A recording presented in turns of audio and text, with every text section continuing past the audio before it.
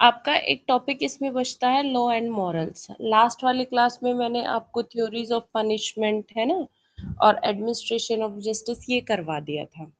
अब आपका जो मेन वाला पार्ट बचता है, एक तो लॉ एंड मॉरल्स वाला पार्ट बचता है और दूसरा आपकी जो लायबिलिटी वाला जो पूरा टॉपिक है वो बचता है। तो सबसे पहले शुरू करते हैं लॉ एंड मॉरल्स से। देखो पहले क्या होता था सोसाइटी में कि लॉ और मोरल्स इन दोनों के बीच में कोई भी डिफरेंस नहीं होता था। इवन दो अगर हिंदू लॉ की भी मैं बात करूं तो हिंदू लॉ के अंदर भी मोरालिटी और जो लॉ था इसके बीच में कोई भी शुरुआत में किसी भी तरीके का डिफरेंस नहीं था। 19th सेंचुरी में ऑस्टिन आते हैं, ऑस्टिन अपनी थ्योरी देते हैं और ये कहते हैं कि जो लॉ है ना उसका मोरालिटी के साथ कोई लेना देना नहीं है। क्यों नहीं है? Because law is the command of the sovereign according to the Austin. Law वो है जो कि कमांड दी जाती है सोवरन के थ्रू।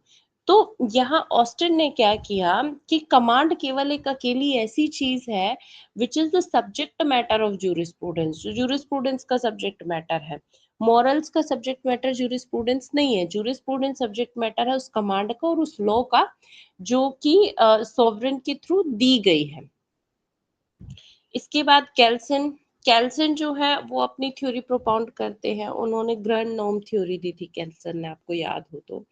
वो ये कहते हैं कि जितने भी लीगल नॉर्म्स हैं उन सब का जो सब्जेक्ट सॉरी जूरिस्प्रूडेंस का जो सब्जेक्ट मैटर होता है वो लीगल नॉर्म्स होते हैं, है ना, जिनके अकॉर्डिंगली जितने भी लॉज हैं वो अपनी पावर डिराइव करते हैं।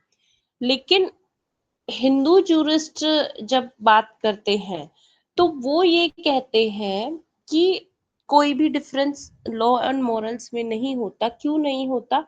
क्योंकि वेदों में और जो स्मृति है, स्मृति तो आप लोग समझते होंगे जो कि याद रह जाती है। हिंदू लोग के जो मेन सोर्सेस हैं उसमें वेद और स्मृति, श्रुति और उपनिषद ये सब आ जाते हैं। तो श्रुति जो सुना गया, स्मृति जो याद रहा और वेद।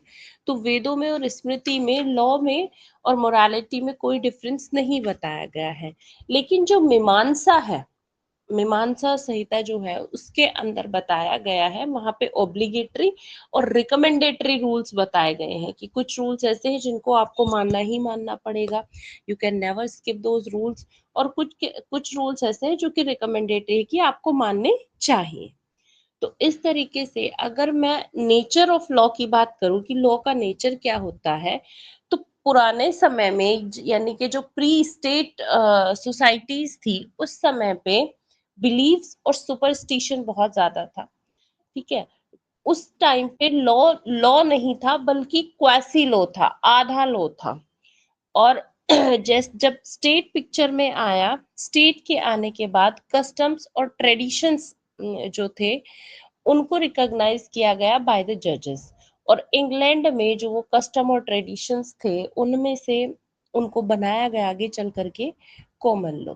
ठीक है, सेम वैसे ही इंडिया में और एशियन कंट्रीज में भी जो लॉ है ना, लॉ का जो बेस है that is religion. Hindu society में लॉ का बेस आइडेंटिकली धर्म है ना, धर्म के ऊपर बेस्ड है। मुस्लिम्स में यानी कि जो मुस्लिम रूलर्स थे वो कुरानिक लॉ के अकॉर्डिंगली चलते थे, कुरान उनका बेस था। इसी तरीके से मिडिल एजेस में जब सेंट थॉमस एक्विनोस आ जाते हैं, वो भी लॉ को रिलीजन के साथ ही आइडेंटिफाई करते हैं, मतलब मोरालिटी और रिलीजन को एक साथ करके देखते हैं। क्रिश्चियन थॉमस भी सेम यही करते हैं। ह्यूगो ग्रोशियस, इमैनुअल कांट, ये सब ये कहते हैं कि ये अलग अलग चीजें नहीं होती हैं। लेकिन जब पॉजिटिविस्ट वाली इरा आती है, पॉजिटिविस्ट इन दोनों को अलग मानते हैं, मोरालिटी को भी और लॉ को भी। तो जो नेचर ऑफ मोरालिटी, अभी ये जो वाला था ये मैंने आपको बताया लॉ का क्या नेचर है। तो कंक्लूजन अभी हम कुछ नहीं दे सकते हैं क्योंकि अभी जब आप आगे चल के आगे जब इस टॉपिक को मैं फर्दर इलेबोरेट करूंगी तो आप ये देखोगे कि बहुत सारी चीजें ऐसी हैं लॉ के अंदर which are based on morality. ठीक है, मैम तो मोरा जी सॉरी बताइए। फॉर इंटरप्टिंग, आप कौन से ब्रांच पे से पढ़ा रहे हैं, कौन से पेज से अगर पढ़ा रहे हैं? तो I can't find law and moral as a subject. Branch पे मुझसे तो मैं नहीं पढ़ा रही हूँ, इसका तो मैं नोट्स ले रही हूँ, ये टॉपिक है। मैं आपको बता देती हूँ किस पेज पर है। लॉ एंड मोरालिटी ब्रांच पे में दी गई है।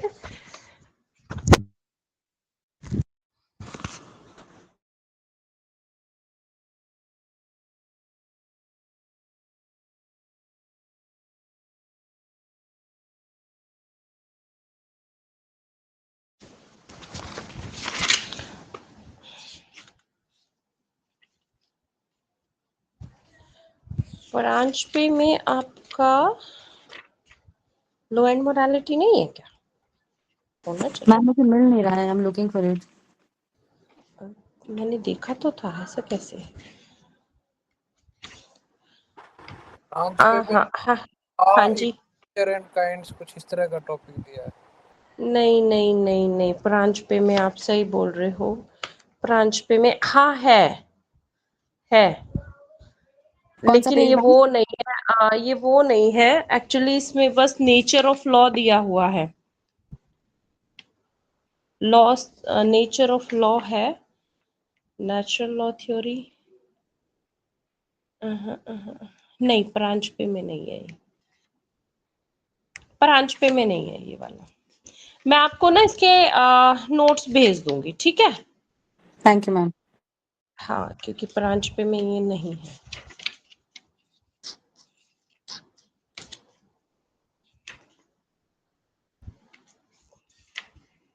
नहीं, ब्रांच पे में लॉ एंड मोरालिटी नहीं है।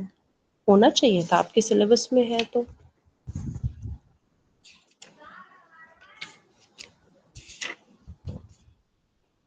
नहीं है, चलो कोई बात नहीं, नहीं है तो कोई इतना बड़ा ये कोई टॉपिक है भी नहीं है।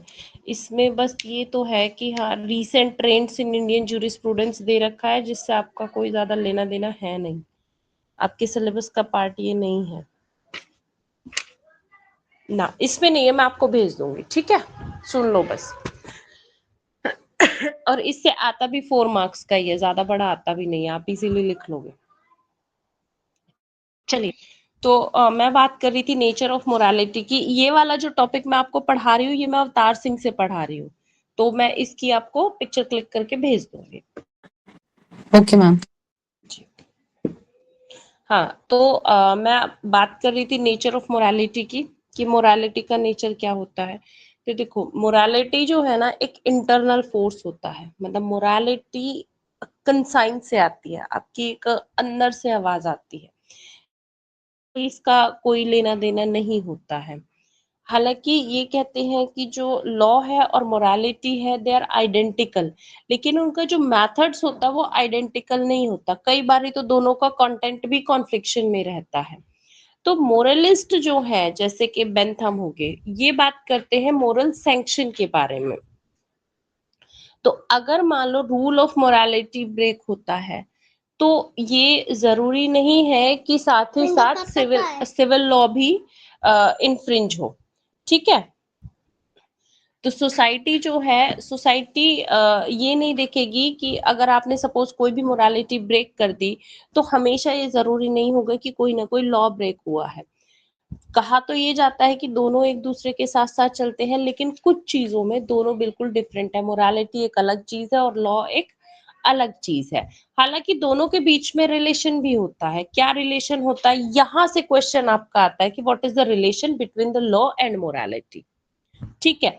अब रिलेशन क्या है, देखो रिलेशन ये है कि हालांकि लॉ और मोरालिटी कहीं पे तो कहा जाता है आइडेंटिकल है, बट एक्चुअल में they are not identical, identical नहीं होते हैं, लेकिन फिर भी इन दोनों के बीच में रिलेशन होता है। कैसे रिलेशन होता है, अब रिलेशन सुनो। देखो, हमारे जितने भी लॉज बनते हैं या अभी तक जो बने हैं, कोडिफाइड हुए हैं, वो कैसे हुए हैं? वो ऐसे हुए हैं कि जो हमारे पूरे पुरानी कस्टम्स थी, यूसेजेस थी या ट्रेडिशंस थे, उन्हीं को काफी सारे उन्हीं कस्टम्स और ट्रेडिशन को उठा करके क्या कर दिया गया, कोडिफाइड करके लॉ बना दिया गया। For example Hindu law, Hindu law में हिंदू मैरिज एक्ट है, ठीक है? हिंदू मैरिज एक्ट में जो सेक्शन 5 में कंडीशंस दी गई हैं, या सेक्शन 7 में जो सेरेमनीज मेंशन की गई हैं, वो किस चीज पे बेस्ड है? सेरेमनी में एक स्पेशल सेरेमनी होती है सप्तपदी, ठीक है? तो वो किस चीज पे बेस्ड है? It is based on custom, custom पे बेस्ड है ना, ट्रेडिशन पे बेस्ड है। इसके अलावा दूसरा एग्जाम्पल, आप कॉन्ट्रैक्ट पढ़ते हो या कोई भी लॉ पढ़ते हो तो उसमें एक क्लॉज होती है that law should not be, या जो भी आप कॉन्ट्रैक्ट कर रहे हैं it should not be against the public policy.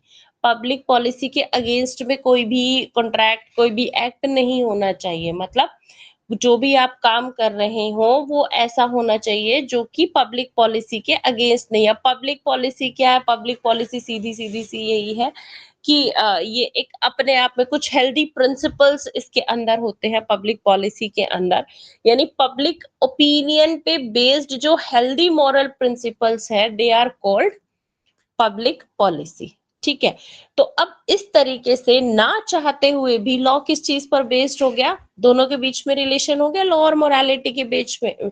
मतलब लॉ जो है वो इस तरीके से बनाया जाता है, लेजिस्लेचर भी अपने दिमाग में ये चीज रखते हैं कि जब लॉ बना रहे हैं it should not be against the public policy, public policy के अगेंस्ट ये लॉ नहीं जाना चाहिए, चाहे वो कोई भी लॉ हो, है ना।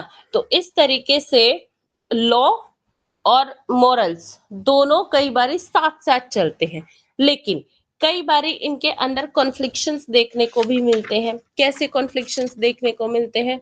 कॉन्फ्लिक्शन ऐसे देखने को मिलते हैं कि कुछ जगह पे आप ये देखोगे कि जो चीज मॉरल है जरूरी नहीं है कि वो लीगल भी हो, या जो चीज लीगल है ऐसा जरूरी नहीं है कि वो मॉरल भी हो। फॉर एग्जाम्पल, मान लो ए है, ए नदी किनारे जा रहा है, ठीक है। अब वो क्या देखता है कि जो बी है, बी नदी में डूब रहा है, राइट। अब ए की मॉरल ड्यूटी तो ये बनती है कि वो उसको बचाए, लेकिन यदि वो उसको डूबते हुए नहीं बचाता है ना, देखता रहता है सिर्फ खड़े होकर, तो उसने कोई लीगल ड्यूटी तो ब्रीच नहीं की ना। ठीक है, मोरालिटी ही तो थी, it is just a morality कि भाई अगर उसको स्विमिंग आती है तो वो उसको बचाए, नहीं आती है तो कुछ ना कुछ हेल्प करे, ये उसकी मॉरल ड्यूटी थी। लेकिन अगर वो नहीं बचा रहा है तो इसके लिए लॉ उसको पनिश तो नहीं कर सकता ना। क्यों नहीं कर सकता? क्योंकि ऐसा कोई लॉ है ही नहीं, उसने लीगल ड्यूटी तो ब्रीच ही नहीं की है। तो यहाँ लॉ और मॉरल्स अलग हो गए। दूसरा एग्जाम्पल अगर मैं दे देती हूँ आज के पर्सपेक्टिव में, तो that is live in relationship. ठीक है, लिव इन रिलेशनशिप को अगर हम सोचें तो अगर पब्लिक के नजरिए से देखें तो it is against the morals. ठीक है, क्योंकि जो मैरिज जैसा इंस्टीट्यूशन है उसको ये डिस्ट्रॉय कर रहा है, मोरालिटी के अगेंस्ट है, पब्लिक मोरालिटी के, सबकी मैं बात नहीं कर रही हूँ, पब्लिक मोरालिटी के ये अगेंस्ट है, बट ये इलीगल तो नहीं है ना। तो यानी यहाँ पे लॉ और मॉरल्स दोनों अलग अलग हो जाते हैं। तो कुछ जगह में लॉ और मॉरल्स जो होते हैं वो अलग होते हैं, कुछ जगह पे वो एक दूसरे को सपोर्ट करते, एक दूसरे के आइडेंटिकल होते हैं। तो रिलेशन किस तरीके से होता है लॉ एंड मॉरल्स का? तो सबसे पहले तो ये है कि जो भी मॉरल्स हैं, मॉरल्स जो होते हैं किसी भी लॉ का बेस होते हैं। बेस क्यों कहे जाते हैं? बिकॉज पुराने समय में जो सोसाइटी थी उसका कॉमन सोर्स क्या होता था? मॉरल्स ही होते थे, है ना। कोई सैंक्शन तो होता नहीं था कि आपने कुछ नहीं किया तो आपके ऊपर पेनल्टी लगा दी जाएगी, नहीं, सोसाइटी चलती थी मॉरल्स के बेस्ड पे चलती थी। इसलिए बहुत सारे लॉज जो है उनका जो बेस होता है वो मॉरल्स होता है, मोरालिटी है। दूसरा, मोरालिटी ही जो थी 17th और 18th सेंचुरी के दौरान, मॉरल्स जो होते थे they are the test of law. ठीक है, जब लॉ, जब नेचुरल लॉ थ्योरी पीक पर थी, है ना, पॉजिटिव लॉ जब तक नहीं आया था, या पॉजिटिव लॉ जब कन्फ्रंट करता था नेचुरल लॉ को, तो क्या देखा जाता था कि कोई भी यदि लॉ बन रहा है it should not confirm to the natural law, natural law के अगेंस्ट नहीं होना चाहिए। आपने पढ़ी थी ना नेचुरल लॉ थ्योरी, उसमें सेंट थॉमस एक्विनोस थे, बहुत सारे जूरिस्ट थे जो ये कहते थे कि भाई लॉ जो है, जो भी सॉवरेन के थ्रू लॉ बनाया जा रहा है या राजा के थ्रू जो भी लॉ बनाया जा रहा है वो नेचुरल लॉ के अगेंस्ट नहीं जाना चाहिए। और नेचुरल लॉ किस चीज पे बेस्ड होता था? Principle of justice and equity. Principle of justice and equity क्या है? Again they are the morals. समझ में आ रहा है? हेलो? Yes ma'am. ठीक है, उसके बाद तीसरा, morals as the end of law. ठीक है, मॉरल्स को कंसीडर किया जाता है to be the end of law, यानी जब हम लॉ को डिफाइन करते हैं इन टर्म्स ऑफ जस्टिस, ठीक है, तो कई सारे जो जूरिस्ट हैं वो ये कहते हैं कि लॉ का एम क्या होता है। जूरिस्ट क्या, अगर हम खुद भी ये कहें, अगर आप अपने आप भी कॉमन सेंस से सोचते हो कि लॉ क्या है, लॉ का पर्पस क्या होता है, तो लॉ का मेन पर्पस क्या होता है, टू प्रोवाइड द जस्टिस, है ना। अब जस्टिस है तो it is very much based upon morals, सबसे ज्यादा मॉरल्स पर ही बेस्ड होता है। तो जब हम लॉ को डिफाइन करते हैं जस्टिस के टर्म्स में, तो जस्टिस को हम ये पाते हैं कि it is in itself moral, ये खुद में ही मॉरलिटी है। तो इसलिए लॉ का जो बेसिक एंड होता है या लॉ का जो मेन पर्पस होता है वो मॉरल्स ही होते हैं, है ना। लॉ हमेशा उसको ही सर्व करता है, क्योंकि सोसाइटी के वेलफेयर के लिए वो बनाया जाता है, इसीलिए लॉ जो है वो मॉरल्स के ऊपर बेस्ड होता है, या मॉरल्स एक तरीके से as the end of law है। और मॉरल्स जो है सबसे ज्यादा इन्फ्लुएंस करते हैं लॉ के ऊपर। जैसे मैंने पहले एग्जांपल दिया था पब्लिक पॉलिसी का, कि लॉ जब बनाया जाता है तो लेजिस्लेचर अपने माइंड में ये इंटेंशन रखते हैं that it should not be against the public policy. Clear? Yes ma'am. ना, ये बस 4 मार्क्स का आता है, इससे ज्यादा कुछ आता नहीं। तो जस्ट कॉमन सेंस पे बेस्ड है, इसमें कोई जूरिस्ट वगैरह ऐसे नहीं है कि आपको याद रखना पड़ेगा बहुत ज्यादा। ठीक है जी। Yes ma'am. अब नेक्स्ट टॉपिक जो हमारा है, लास्ट टॉपिक है जूरिस्प्रूडेंस का। उसके बाद फ्रॉम माय साइड आपका सिलेबस जो है वो कंप्लीट हो जाएगा। तो ये लास्ट टॉपिक है लायबिलिटी, ठीक है। अब ये जो लायबिलिटी वाला टॉपिक है, इसमें आपकी सारी लायबिलिटी आ जाएंगी। सारी लायबिलिटी कौन सी, सिविल लायबिलिटी भी आएगी, पेनल लायबिलिटी भी आएगी, और आपका नेग्लिजेंस भी आएगा, विकेरियस लायबिलिटी भी आएगी, और स्ट्रिक्ट लायबिलिटी भी आएगी, क्रिमिनल लायबिलिटी भी आएगी। सारी लायबिलिटी आपको इसमें पढ़नी है, थोड़ा थोड़ा सा आता है, ज्यादा कुछ नहीं आता इससे वैसे। तो देखो लायबिलिटी, अब क्योंकि मैं वर्ड लायबिलिटी यूज कर रही हूँ, तो लायबिलिटी का मतलब क्या होता है, लायबिलिटी है क्या। तो लायबिलिटी जो है इट्स जस्ट अ रिस्पॉन्सिबिलिटी, ठीक है, एक तरीके से रिस्पॉन्सिबिलिटी है फॉर एन एक्ट और ओमिशन।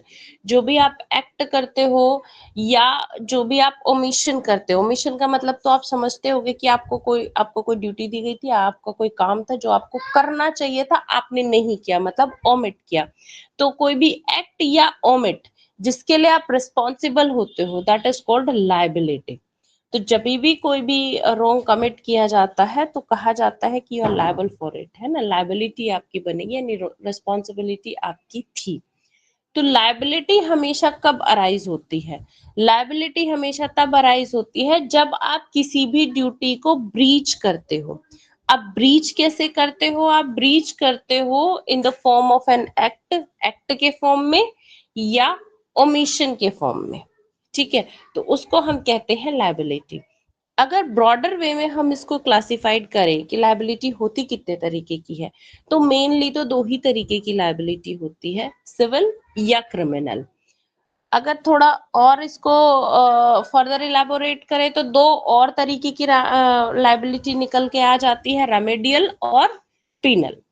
तो सिविल और क्रिमिनल लायबिलिटी, तो देखो सिविल और क्रिमिनल जो होती है लायबिलिटी, सिविल लायबिलिटी हमेशा आपकी बनेगी सोसाइटी के अगेंस्ट में, सॉरी इंडिविजुअल के अगेंस्ट में आपकी सिविल लायबिलिटी बनती है, जहां पे कि जो आपको पनिशमेंट मिलती है वो in the form of compensation या फिर जो भी स्पेसिफिक रिलीफ आप करवाना चाहते हो वो होता है।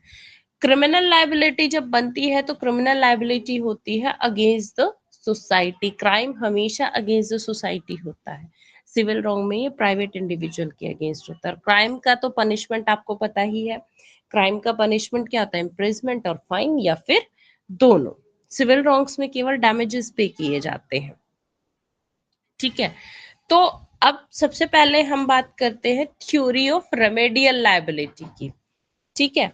थ्योरी ऑफ रेमेडियल लायबिलिटी मतलब रेमेडियल लायबिलिटी जो है एक मैक्सिम है जिसका नाम है अबी जस यूबी जस आईबी रेमेडियम। आपने टॉट्स में पढ़ी होगी, आपको याद हो तो, है थोड़ा बहुत याद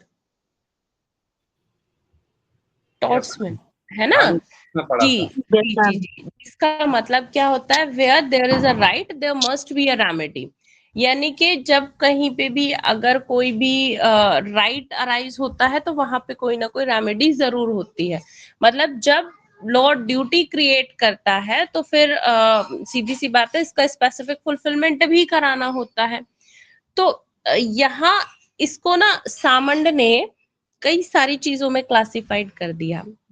रेमेडियल लायबिलिटी को कई चीजों में कैसे क्लासिफाइड किया, एक तो जो रेमेडियल लायबिलिटी है वो आएगी ड्यूटीज ऑफ इम्परफेक्ट ऑब्लिगेशन। ठीक है, अब ड्यूटीज ऑफ इम्परफेक्ट ऑब्लिगेशन क्या होते हैं, ये वो ड्यूटीज होती हैं जिनका अगर ब्रीच कर दिया जाता है तो कोई भी एक्शन नहीं लिया जा सकता, कोई भी लायबिलिटी नहीं बनती है, ना सिविल बनती है, ना क्रिमिनल बनती है, ना पीनल बनती है। मतलब ऐसे कुछ केसेस हैं जिनमें कि आप स्पेसिफिकली इन्फोर्समेंट नहीं करा सकते, जिनमें से एक इम्परफेक्ट ऑब्लिगेशन भी है। इम्परफेक्ट ऑब्लिगेशन क्या होता है, जैसे कि आपका टाइम बार डेब्ट। सपोज आपने किसी को डेब्ट दिया, ठीक है, उधार दिए पैसे किसी को, अब आपने एक टाइम फ्रेम निश्चित कर दिया कि मान लो भाई आप जो है मेरे पैसे 2 साल में लौटा देना, 3 साल में लौटा देना, उसने नहीं दिए तो लिमिटेशन पीरियड के अकॉर्डिंगली एक टाइम फ्रेम होता है सूट फाइल करने का, ठीक है, अपने रिकवरी के लिए। तो मान लो ये लिमिटेशन एक्ट में सपोज डेब्ट के लिए जो टाइम पीरियड था वो 5 साल था लिमिटेशन पीरियड की, भी 5 साल के अंदर अंदर आपको सूट फाइल करना है कोर्ट में अपने डेब्ट की रिकवरी के लिए। अब आपने उस 5 साल के अंदर सूट फाइल नहीं किया तो अब ऐसा तो नहीं है कि आपने जो डेब्ट दे दिया वो इलीगल था, इलीगल तो नहीं हुआ ना, लेकिन अब आपके पास कोई रेमेडी नहीं बची कि कोर्ट की तरफ से कि कोर्ट आपको कुछ दिलवा सके। ना तो सिविल केस चल सकता है इसमें, ना क्रिमिनल ना पीनल, ना ही कोई रेमेडी दी जा सकती। इसको हम बोलते हैं टाइम बार डेब्ट की आपका जो टाइम पीरियड था वो खत्म हो चुका है, यानी ये एक इम्परफेक्ट ऑब्लिगेशन है। हाँ, अगर वो अपने आप कह देता है बंदा कि ठीक है सर मैं दे दूंगा, या फिर से कोई एक नई चीज जनरेट हो जाती है, आप कोई नया लोन दे देते हो तो फिर ठीक है, अदरवाइज नहीं हो सकता है कुछ भी। दूसरा, duties incapable of specific performance, ऐसी ड्यूटीज जिनको जो कि इनकेपेबल है, उनका स्पेसिफिक इन्फोर्समेंट करवाया ही नहीं जा सकता। कैसे, अब ऐसी बहुत सारी ड्यूटीज होती हैं जिनको कि स्पेसिफिकली हम इन्फोर्स नहीं करवा सकते हैं। अगर एक बार ब्रीच कर दिया तो हम उनको इन्फोर्स नहीं करवा सकते हैं। फॉर एग्जाम्पल, जब मान लो कोई भी स्टेटमेंट, ठीक है, साधारण शब्दों में स्टेटमेंट, लीगल लैंग्वेज में लाइबल, ठीक है, इसको पब्लिश कर दिया जाता है। भाई आपके खिलाफ कोई भी डिफेमेटरी स्टेटमेंट अगर पब्लिश हो जाता है, या कोई भी असॉल्ट ऐसा किया गया, अब असॉल्ट तो कर दिया तो कंप्लीट हो गया ना, तो अब हम रॉन्ग डूअर को नहीं कह सकते कि भाई आपकी ड्यूटी थी इस एक्ट को रेफरेन करने की, इसे रोके। अब अगर एक बार पब्लिकेशन हो गया तो हो गया, अब उसको कैसे रोका जा सकता है, इसको रोका ही नहीं जा सकता ना। तो ये जो है इसका आप स्पेसिफिक परफॉर्मेंस नहीं करवा सकते कि आपकी ड्यूटी थी उस पब्लिकेशन को रोकना या उस असॉल्ट को रोकना, आपने अब आप इसको रोको। वो एक बार पब्लिश हो गया तो हम कैसे कहेंगे कि आप उसको रोको, नहीं। इसके लिए तो फिर एक ही चीज बचेगी कि भाई कंपनसेशन ही आप ले सकते हो। डिफेमेशन के केस में और होता है ये कि कंपनसेशन लिया जाएगा या इम्प्रिजमेंट होगा, तो रेमेडी क्या होगी, कंपनसेशन ही होगी और कुछ नहीं हो सकता। तीसरा है स्पेसिफिक परफॉर्मेंस इन एक्सपीडियंट, मतलब कुछ केसेस ऐसे होते हैं जहां पे कि किसी भी ड्यूटी का स्पेसिफिक परफॉर्मेंस जो होता है वो पॉसिबल ही नहीं होता है, आप उसको नहीं करवा सकते हो, मतलब सूटेबल नहीं होता है। कैसे नहीं होता है, अब मान लो एक्स है, वो पर्सनल सर्विस के लिए वाई से कांटेक्ट करता है, अब वाई नहीं कर रहा। या मान लो आपने ए ने एक पेंटिंग बनाने के लिए दी बी को, ठीक है, अब बी की हो जाती है डेथ, जो वो पेंटिंग बना रहा था उसकी डेथ हो जाती है, तो अब उसके लीगल हायर से आप नहीं कह सकते कि आप इसको भाई स्पेसिफिक इसको परफॉर्म करो। अब उसके लीगल हायर को नहीं आती पेंटिंग बनानी, वो कैसे बनाएगा, क्योंकि ये तो किसी के भी पर्सनल स्किल पे बेस्ड होता है। तो ये 3 चीजें ऐसी होती हैं जहां पे कि आप स्पेसिफिक परफॉर्मेंस नहीं करवा सकते हो। यहाँ रेमेडी केवल और केवल कॉम्पनसेशन हो सकती है या डैमेजेस हो सकते हैं, इसके अलावा और कुछ भी नहीं हो सकता। तो ये थी हमारी theory of remedial liability. I hope समझ में आई होगी। Yes ma'am. अच्छा, अब दूसरी थ्योरी आती है थ्योरी ऑफ पीनल लायबिलिटी, जो कि मैं अभी बात कर रही थी। पीनल लायबिलिटी हमेशा किस में बनती है? पीनल लायबिलिटी आपकी बनती है क्रिमिनल केसेस में, ठीक है। क्रिमिनल केसेस में या क्राइम में यहाँ एक मैक्सिम आती है, एक्टस नॉन फेसेट्रियम निसी मेंसेट्रिया। आपने पढ़ी थी मेंसरिया में, है ना। ये क्या कहता है कि कोई भी एक्ट अकेला गिल्ट नहीं हो सकता, मतलब जब तक कि गिल्टी माइंड ना हो, इंटेंशन ना हो, मेंसरिया ना हो, बिना गिल्टी माइंड के अगर आपने कोई एक्ट किया है तो वो कभी भी क्राइम की कैटेगरी में नहीं आ सकता। मतलब क्राइम करने के लिए आपकी गिल्टी इंटेंशन या गिल्टी माइंड होना जरूरी है।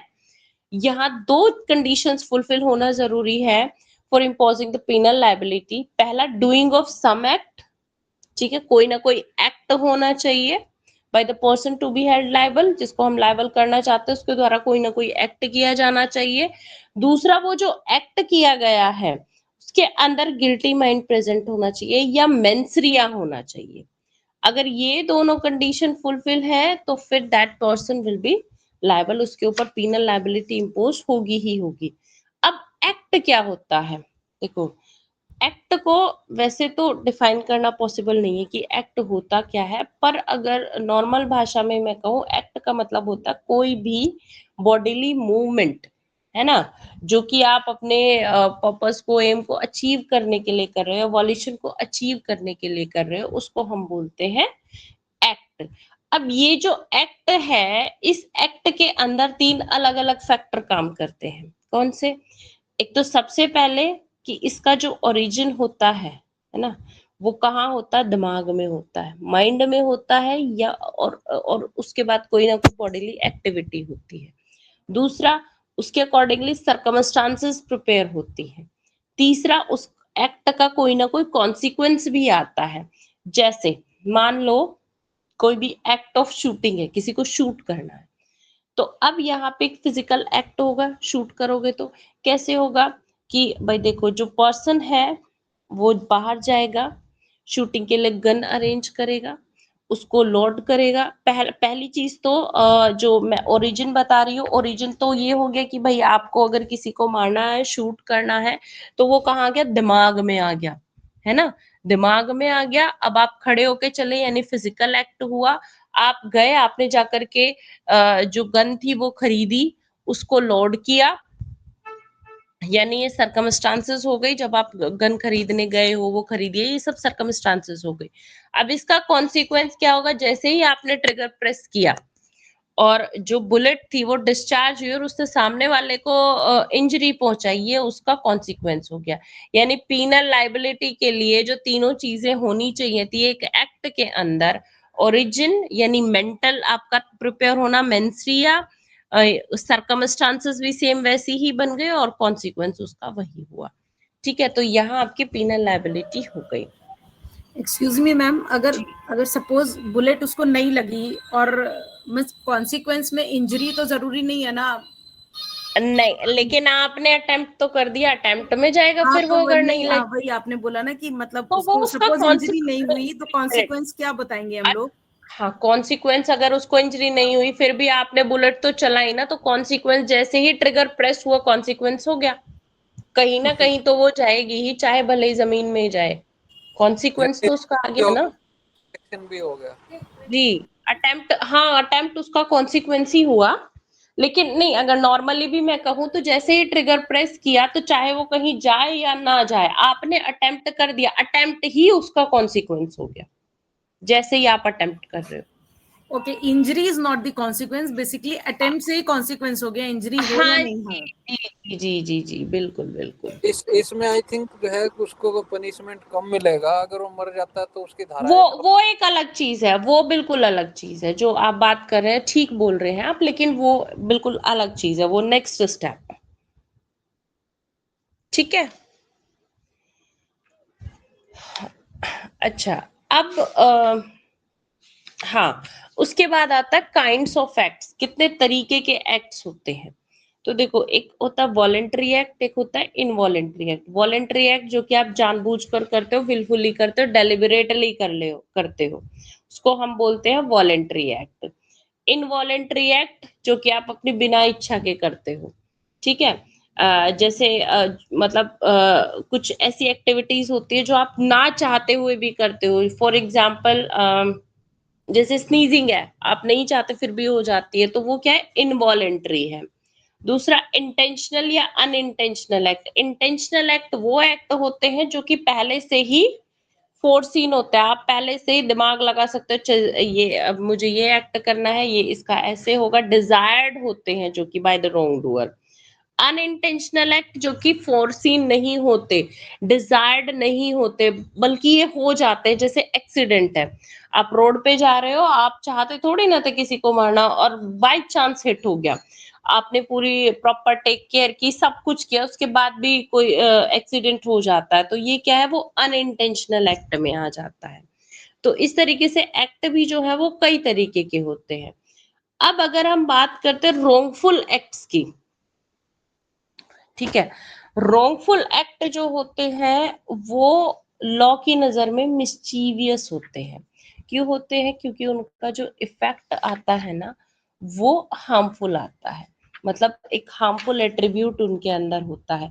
ये बेसिकली आपका टॉर्ट से रिलेटेड होता है। कई बार क्या होता है कि जो रॉन्ग्स होते हैं उनमें जरूरी नहीं है कि एक्चुअल डैमेज हुआ ही हो।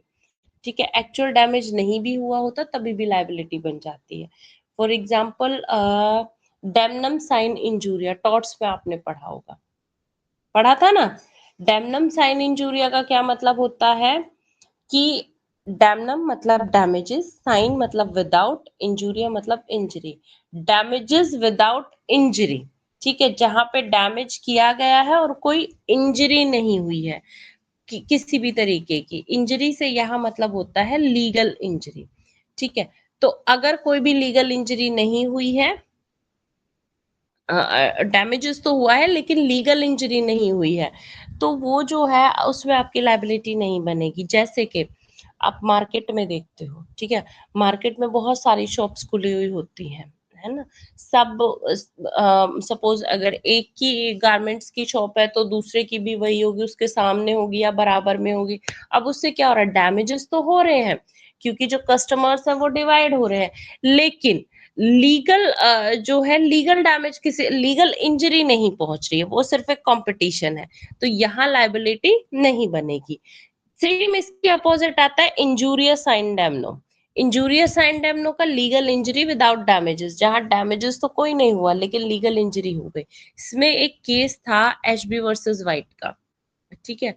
यहाँ पे क्या था कि पार्लियामेंट्री इलेक्शंस थे और जो प्लेंटिफ था उसको रॉन्गफुली वोटिंग करने से रोक दिया था, उसको वोट कास्ट करने से रॉन्गफुली रोक दिया गया।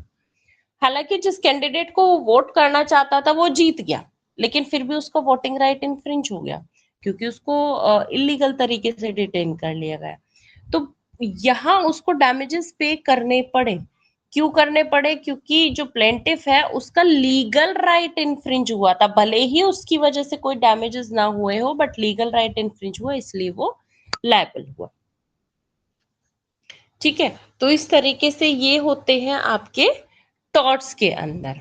क्रिमिनल लॉ में हाँ, एक और छोटी सी चीज आती है, मेंस्ट्रिया। मेंस्ट्रिया कई बार ना आपसे अलग से पूछ लिया जाता है। समझ में तो आ रहा है ना आपको क्या पढ़ा रही हूँ मैं? Yes ma'am. जैसा हमने फर्स्ट सेमेस्टर में भी था। लास्ट ईयर टॉट में पढ़ा था मैम, सब समझ में आ रहा जी, है। हाँ मैम हाँ जो हाँ, आपने वो बताया ना साइन डैमनम इंजूरी, वो तो जी जी, टॉर्ट्स में, हाँ हाँ हाँ हाँ, बिल्कुल बिल्कुल में सही आया जा था। रहे हो। जी जी इसमें जी, उसमें वो था एक, मतलब वो ग्रामर ग्रामर स्कूल वाला था। हाँ, ग्लूकोग्राम। ग्लूकोस्टोग्रामर स्कूल वाला, हाँ जी हाँ जी, बिल्कुल जम्मू बिल्कुल वही कश्मीर है। के एमएलए वाला था जो इंडियन था। हाँ, जम्मू कश्मीर के एमएलए वाला था, भीम सिंह वाला केस था, हाँ बिल्कुल वो वही है एग्जैक्टली, बिल्कुल तो सही ये है। फर्स्ट सेमेस्टर के पढ़े हुए हैं मैं तो सब तो। हाँ हाँ हाँ हाँ हाँ हाँ हाँ हाँ हाँ हाँ, बिल्कुल सही जा रहे हो, वही है ये। मेंस्ट्रिया ये आपने आईपीसी में पढ़ा था, है ना? हालांकि आपने आईपीसी तो नहीं पढ़ी होगी, आपने बीएनएस पढ़ी होगी, है ना? बीएनएस में पढ़ाया था, सिंह साहब ने अच्छे से पढ़ाया था हाँ मेंसरिया। हाँ हाँ हाँ, बिल्कुल बिल्कुल बिल्कुल। हाँ तो अच्छा, मेंस्ट्रिया, मेंस्ट्रिया का मतलब क्या होता है? मेंस्ट्रिया इज अ लैटिन टर्म, ठीक है, जिसका मतलब होता है गिल्टी माइंड। ये एक्चुअली आपसे ना कई बार शॉर्ट में पूछ लिए जाते हैं ये वाली टर्म्स, क्योंकि लायबिलिटी है, जूरिस्प्रूडेंस के अंदर आपका सब कुछ आ जाता है, इसमें टॉर्ट्स भी आ जाता है, इसमें कॉन्ट्रैक्ट भी आ जाता है, इसमें आईपीसी भी आती है। जूरिस्प्रूडेंस मतलब विधि शास्त्र, है ना, जिसमें सारे लॉज समाहित है, सब लॉज जो है सबकी फिलॉसफी इसके अंदर दी हुई है, इसलिए हम थोड़ा थोड़ा सा सबके बारे में पढ़ते हैं। मैम तो इसीलिए ये सब्जेक्ट इस सेमेस्टर में पास होने लायक हो जाएगा। हाँ बिल्कुल। अच्छा, मेंस्रिया एक लैटिन टर्म है जिसका मतलब होता है गिल्टी माइंड। ये कहता है कि कोई भी एक्ट अकेला क्राइम कॉन्स्टिट्यूट नहीं करता जब तक कि उसके पीछे गिल्टी माइंड ना हो, यानी कि वो मेंटल एलिमेंट जरूरी होता है क्रिमिनल लायबिलिटी को कॉन्स्टिट्यूट करने के लिए। क्या कौन सा मेंटल एलिमेंट? एक्चुअली इसके ना 3 पार्ट होते हैं, जैसे कि मैंने अभी एक्ट के बताए थे कि फिजिकल डूइंग, आप कुछ कर रहे हो या नहीं कर रहे हो, और नॉट डूइंग, दोनों चीजें इसमें इन्वॉल्व है। दूसरा सरकमस्टांसेस, और तीसरा कॉन्सिक्वेंस, सेम उस एक्ट वाला। यानी कि आपकी यहाँ पे जब मेंस्ट्रिया कॉन्स्टिट्यूट हो रहा है, मेंटल एलिमेंट भी प्रेजेंट होना चाहिए, आपका गिल्टी माइंड भी होना चाहिए, उसकी एवज में आप कुछ कर भी रहे हो, है ना, वैसे क्रिएट होनी चाहिए, और उसका एक पर्टिकुलर कॉन्सिक्वेंस भी आना चाहिए। तो ये सारी चीजें इसके अंदर इंक्लूड होनी चाहिए। तो इस डॉक्ट्रिन का, इस पे बहुत सारे केसेस भी थे मेंस्ट्रिया पे, आपको याद हो आर वर्सेस प्रिंस का केस था, है ना, ऋषि देव वाला केस था, बहुत सारे केसेस हैं आर इस पे मेंस्ट्रिया पे। तो जो आपने आईपीसी में, सॉरी बीएनएस में पढ़े थे, वही 1-2 केस लिख देना, अगर लॉन्ग में आता है तो। वेरी शॉर्ट में आता है तो कुछ कोई ज्यादा जरूरत नहीं है। अब देखो, मेंस्ट्रिया जो है इसको क्रिटिसाइज भी किया जाता है, क्रिटिसिज्म इसका किया जाता है, कैसे? कि जो सर जेम्स स्टीफन थे, वो ये कहते हैं कि जो मेंस्ट्रिया का जो डॉक्ट्रिन है ये मिसलीडिंग है ना। ये जो डॉक्ट्रिन है ये तब ओरिजिनेट हुआ था जब क्रिमिनल लॉ प्रॉपर तरीके से डेवलप नहीं हुआ था और ऑफेंसेस डिफाइन नहीं थे, उस समय पे ये वाला जो कॉन्सेप्ट था ये आया था। लेकिन इंडियन लॉ में मेंस्ट्रिया की कोई जरूरत ही नहीं है, ठीक है, जो क्रिमिनल लॉ है, इंडियन क्रिमिनल लॉ है, बेसिकली वहां कोई जरूरत नहीं है। क्यों जरूरत नहीं है? इसलिए जरूरत नहीं है क्योंकि हर एक सेक्शन के अंदर एक पर्टिकुलर वर्ड दिया गया है जो कि इंटेंशन को डिनोट करता है, मेंस्ट्रिया को डिनोट करता है। फॉर एग्जाम्पल, जब आप बीएनएस पढ़ते हो तो आप कई कई जगह कुछ कुछ सेक्शंस में देखते हो डिसऑनेस्टली लिखा हुआ, कहीं पे इंटेंशनली, नोइंगली, फ्रॉडुलेंटली। तो अब ये जो शब्द है ये सेल्फ सफिशिएंट है ये डिनोट करने के लिए कि भाई मेंस्ट्रिया प्रेजेंट था या नहीं था, ठीक है। तो अलग से कोई डॉक्ट्रिन देने की इंडिया के अंदर जरूरत नहीं है क्योंकि ये अपने आप में ही जो मेंस्ट्रिया सवेरे है सवेरे इसमें फिर आने लगे ना। इंक्लूडेड है, ठीक है। शहर में था, कुछ लोग सुबह जल्दी आते थे और कुछ लोग शाम तक रुकते थे। उसके बाद आपका नेक्स्ट आता है मेंस्ट्रिया के एक्सेप्शंस।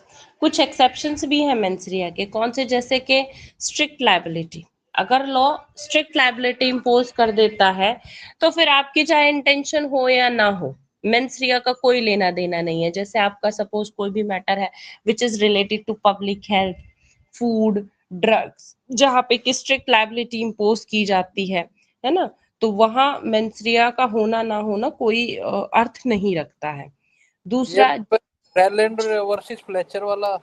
हाँ हाँ वो भी अभी आएगा, बिल्कुल वही है ये रायलेंस वर्सेस फ्लेचर वाला, ठीक है। उसके बाद आता है जहां पे कि मेंस्ट्रिया को प्रूव करना डिफिकल्ट हो जाए, ठीक है। और आप गिल्टी माइंड को जिन केसेस में प्रूव ना कर सको, वहां पे क्या किया जाता है, जो पेनल्टी होती है उसमें बहुत पेटी फाइन्स लगा दिए जाते हैं। तो वहां भी मेंस रिया की जरूरत नहीं, यानी कि जहां जो पनिशमेंट हो बहुत ही नॉमिनल है, पिटी है, तो मेंस रिया का कोई जरूरत नहीं होगी। पब्लिक सेफ्टी के इंटरेस्ट में अगर आप कुछ करते हो, जैसे पब्लिक न्यूसेंस से रिलेटेड जो केसेस होते हैं, उसमें मेंस रिया हो या ना हो, आपकी लायबिलिटी बनेगी ही बनेगी। इसके अलावा अगर आप लॉ को इग्नोर करते हो, क्योंकि एक मैक्सिम आती है, ignorance of law is not excuse, is no excuse, ignorantia juris non excusat, ये एक मैक्सिम होती है जिसका मतलब होता है ignorance of law is no excuse. मतलब आप ये नहीं कह सकते कि, या कोई भी ऑफेंडर, कि भाई वो रूल ऑफ लॉ से अवेयर नहीं था, ये माना जाता है वो कि वो अवेयर होगा ही होगा। तो ये कुछ एक्सेप्शंस थे मेंस रिया के। उसके बाद नेक्स्ट हमारा आता है doctrine of transferred malice. Doctrine of transferred malice, इसको हम ट्रांसमाइग्रेशन ऑफ मैलिस भी कहते हैं। मतलब इसका मतलब क्या होता है, ये बेसिकली क्रिमिनल लॉ में होता है। यहाँ पे हमारी इंटेंशन तो जो है ना, एक जेनरिक इंटेंशन होती है, ना कि कॉमन इंटेंशन। मतलब इंटेंशन तो सेम किसी को का मर्डर करने ही की ही थी, लेकिन वो उसका ना होकर के दूसरे का हो गया। फॉर एग्जाम्पल, अगर मैं यही वाला एग्जाम्पल लूं जो पहले शूटिंग का था, कि ए जो है वो बी को शूट करना चाहता है, ठीक है। अब वो क्या देखता है कि बी जो है रास्ते से जा रहा है, वो प्रिपेयर होता है, अपनी गन वन लेके खड़ा होता है और निशाना लगा करके ट्रिगर कर देता है बी को, है ना। अब बी को जब वो शूट करता है, बी सपोज थोड़ा आगे निकल गया, थोड़ा पीछे रह गया, वो जो बुलेट थी वो बी को ना लग करके सी को लग जाती है। तो अब यहाँ क्या हो गया, यहाँ मैलिस ट्रांसफर हो गया। अब ए जो है, ए ये कह करके अपनी लायबिलिटी से पीछा नहीं छुड़ा सकता कि भाई मेरी तो इंटेंशन ही नहीं थी सी को मारने की, मैं तो बी को मारने जा रहा था, वो तो गलती से सी मर गया। नहीं, यहाँ उसकी लायबिलिटी सेम वही बनेगी जो कि बी का मर्डर होने पे बनती। मतलब कि वो सी के मर्डर के लिए भी उसी तरीके से लायबल होगा जैसे कि बी के मर्डर के लिए होता है। ये होता है transfer of malice. Section sorry, IPC का तो 301 था, बीएनएस का देख लेना कौन सा। ठीक, तो अब ये क्या कहता है कि भाई कोई भी ऑफेंस है, उसके कंप्लीट होने के लिए वो टोटल 4 स्टेजेस से गुजरता है। पहला intention to commit the crime, दूसरा प्रिपरेशन, तीसरा अटेम्प्ट और लास्टली है कमीशन। इंटेंशन क्या होगी, आपका पर्पस या आपका डिजाइन, जो भी आप करना चाहते हो। इंटेंशन, प्रिपरेशन, उस इंटेंशन को फुलफिल करने के लिए आगे आप जो भी एक्ट करते हो वो क्या हो गया, आपका प्रिपरेशन हो गया। अब वो प्रिपरेशन करने के बाद तीसरी है अटेम्प्ट या क्रिमिनल अटेम्प्ट। प्रिपरेशन करने के बाद जब आप उस काम को फिजिकली मूव करने की कोशिश करते हो, है ना, बॉडीली मूवमेंट जब आपका होता है, उस प्रिपरेशन को एक स्टेप आगे लेकर के जाते हो, यानी कि आप अटेम्प्ट करते हो। और लास्ट में अगर अटेम्प्ट पूरा हो गया तो यानी कि आपका जो ऑफेंस है वो कंप्लीट हो गया। तो इस तरीके से इन 4 स्टेजेस से होकर के कोई भी जो क्राइम है वो होता है, इंटेंशन, प्रिपरेशन और अटेम्प्ट और कमीशन। ठीक है। अब कभी कभी ऐसा हो सकता है कि कोई भी पर्सन जो है वो इंटेंशन तक ही सीमित रह जाए, भाई मेरा मन तो कर रहा है सामने वाले को जान से मार दूं, लेकिन मैंने किया कुछ नहीं, तो यहाँ मेरी कोई लायबिलिटी नहीं बनेगी, क्योंकि कभी भी कोई भी किसी के दिमाग को नहीं पढ़ सकता है। ठीक है, तो इंटेंशन अगर केवल आपकी है तो भी आप बच गए। प्रिपरेशन कुछ केसेस को छोड़कर अगर आपने प्रिपरेशन कर भी ली तभी भी आप बच गए, क्योंकि ऐसा माना जाता है कि प्रिपरेशन के स्टेज पर भी कोई भी पर्सन उसका मन बदल सकता है। ऐसा हो सकता है कि वो आप फर्दर क्राइम ना करे, लेकिन एक्सेप्शंस आर ऑलवेज देयर। अगर आप मान लो गवर्नमेंट ऑफ इंडिया के खिलाफ ही तैयारी कर रहे हो युद्ध की, तो फिर वो एक्सक्यूजेबल नहीं होगी, फिर तो आपको पनिशमेंट मिलेगा ही मिलेगा। लेकिन अगर कोई और चीज आप करना चाह रहे हो, कोई और क्राइम करना चाह रहे हो, प्रिपरेशन के स्टेज पे रुक गए, अब मान लो ए है बी का मर्डर ही करना चाह रहा है, ठीक है, इंटेंशन हो गई बी को मारना है, प्रिपरेशन में केमिस्ट की शॉप पे गया, वहां से जहर ले लिया, लेकर के घर आ गया, प्रिपरेशन हो गई कि जहर देना है।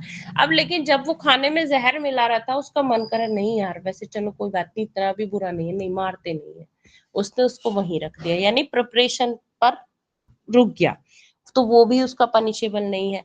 तीसरी स्टेज आती है अटेम्प्ट। ये वाली जो स्टेट है, यहाँ से फिर पनिशमेंट शुरू हो जाती है। अटेम्प्ट का पनिशमेंट है और उसके बाद कमीशन हो गया तो फिर कोई दुनिया बचा ही नहीं सकती, फिर तो उसको पनिशमेंट मिलेगा ही मिलेगा। ठीक है, तो इस तरीके से क्राइम करने के लिए इन 4 स्टेजेस का होना बहुत ही जरूरी है। फिर आता है आपका मेजर ऑफ क्रिमिनल लायबिलिटी। आप नापोगे कैसे, फिक्स कैसे करोगे पेनल्टीज को, क्या मेजरमेंट होगा कि भाई कितना पनिशमेंट दिया जाना चाहिए। तो यहाँ 3 चीजें इंपॉर्टेंट होती हैं जब आप क्रिमिनल लायबिलिटी को मेजर करते हो। पहला, मैग्नीट्यूड ऑफ द ऑफेंस। आप ये देखोगे कि जो ऑफेंस किया गया है उसकी इंटेंसिटी कितनी थी, फीलिंग्स कितनी थी, कितना ग्रेटर एविल था। कहा जाता है greater the evil consequences of the crime the greater should be the punishment. जितना बड़ा क्राइम होगा उतना ही पनिशमेंट बड़ा होगा। तो हम क्या देखेंगे, मैग्नीट्यूड ऑफ द ऑफेंस, उसकी ग्रेविटी देखेंगे, उसकी इंटेंसिटी देखेंगे ऑफेंस की, कि ऑफेंस किया कैसे गया है, कितनी ग्रेविटी थी उसमें, कितना इंटेंस वो ऑफेंस था, तो उसके बेस पे पनिशमेंट दिया जाएगा। दूसरी चीज आती है मोटिव ऑफ द ऑफेंस। कोई भी क्राइम अगर किया जा रहा है उसके पीछे उसका पर्पस क्या था, मोटिव क्या था। Purpose, motive and intention both are the different things, दोनों सेम नहीं है, देखने में वैसे सेम सेम लगता है लेकिन अलग होती है। इंटेंशन अलग होती है और मोटिव अलग होता है। मोटिव होता है कोई भी काम करने का पर्पस, एम, आपका आप करना क्यों चाहते हो। इंटेंशन तो मान लो ये भी हो सकती है कि सपोज बी जो है वो मुझे मारना चाहता है, ये उसकी इंटेंशन होगी, मारना चाहता है वो मर्जी है उसकी, लेकिन क्यों मारना चाहता है, वाई, उसका पर्पस क्या है, दैट इज द मोटिव। तो हम क्रिमिनल लायबिलिटी में उसका क्या भी देखेंगे, मोटिव भी देखेंगे कि उस ऑफेंस के पीछे मोटिव क्या था। तीसरी चीज कैरेक्टर देखेंगे ऑफेंडर का, ऑफेंडर का कैरेक्टर क्या था। अगर ऑफेंस कर दिया तो ऐसा तो नहीं है कि वो बच जाएगा, पर फिर भी उसका कैरेक्टर देखा जाएगा। अगर वो एंटी सोशल एलिमेंट है तो भाई ये तो रूट कोज होता है क्राइम का, या हैबिचुअल ऑफेंडर है तो एनहांस्ड पनिशमेंट उसको दी जाएगी। अब सपोज मान लो कोई नाबालिग है, उसको उस तरीके से पनिशमेंट दी जाएगी, बच्चा है उसको उस तरीके से, है ना। और मान लो कोई फर्स्ट टाइम ऑफेंडर है तो उसको उसके अकॉर्डिंगली पनिशमेंट दी जाएगी। तो पनिशमेंट देते हुए हम इन 3 चीजों का ध्यान रखेंगे। पहला मोटिव, सॉरी, पहला मैग्नीट्यूड ऑफ द ऑफेंस, दूसरा मोटिव और तीसरा कैरेक्टर ऑफ द ऑफेंडर, कि वो उसका कैरेक्टर है क्या। ठीक है, समझ में आ रहा है। यस मैम, जैसे और वो जो दे रखा था सारे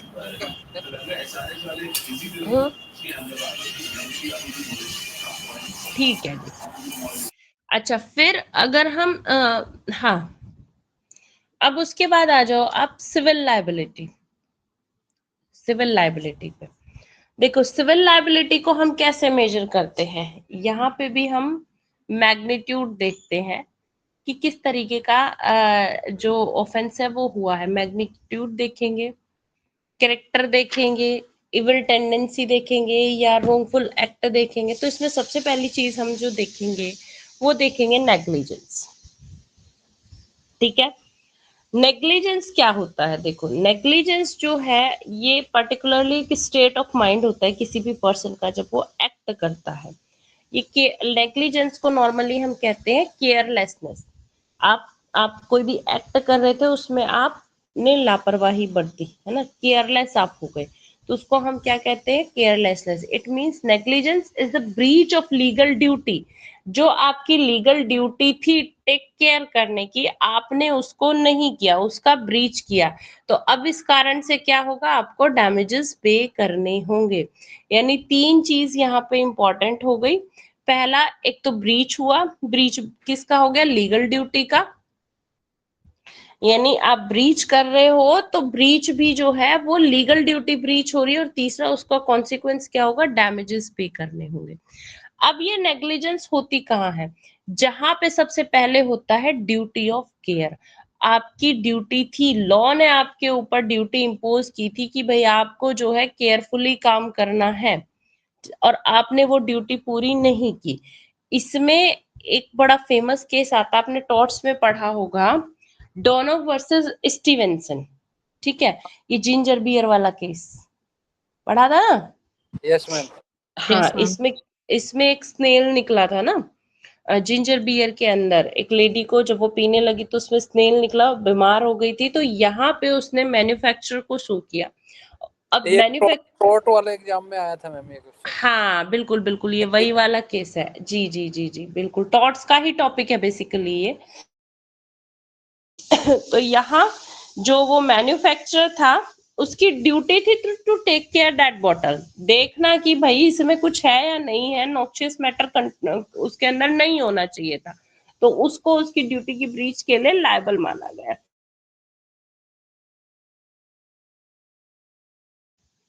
अब आता है सेकंड चीज, स्टैंडर्ड ऑफ केयर। भाई ठीक है, आपने चलो केयरलेसनेस दिखा दी, लेकिन किस डिग्री तक केयरलेसनेस है ना, किस लिमिट तक केयरलेसनेस है, मैग्नीट्यूड क्या है उस इविल का या उस केयरलेसनेस का।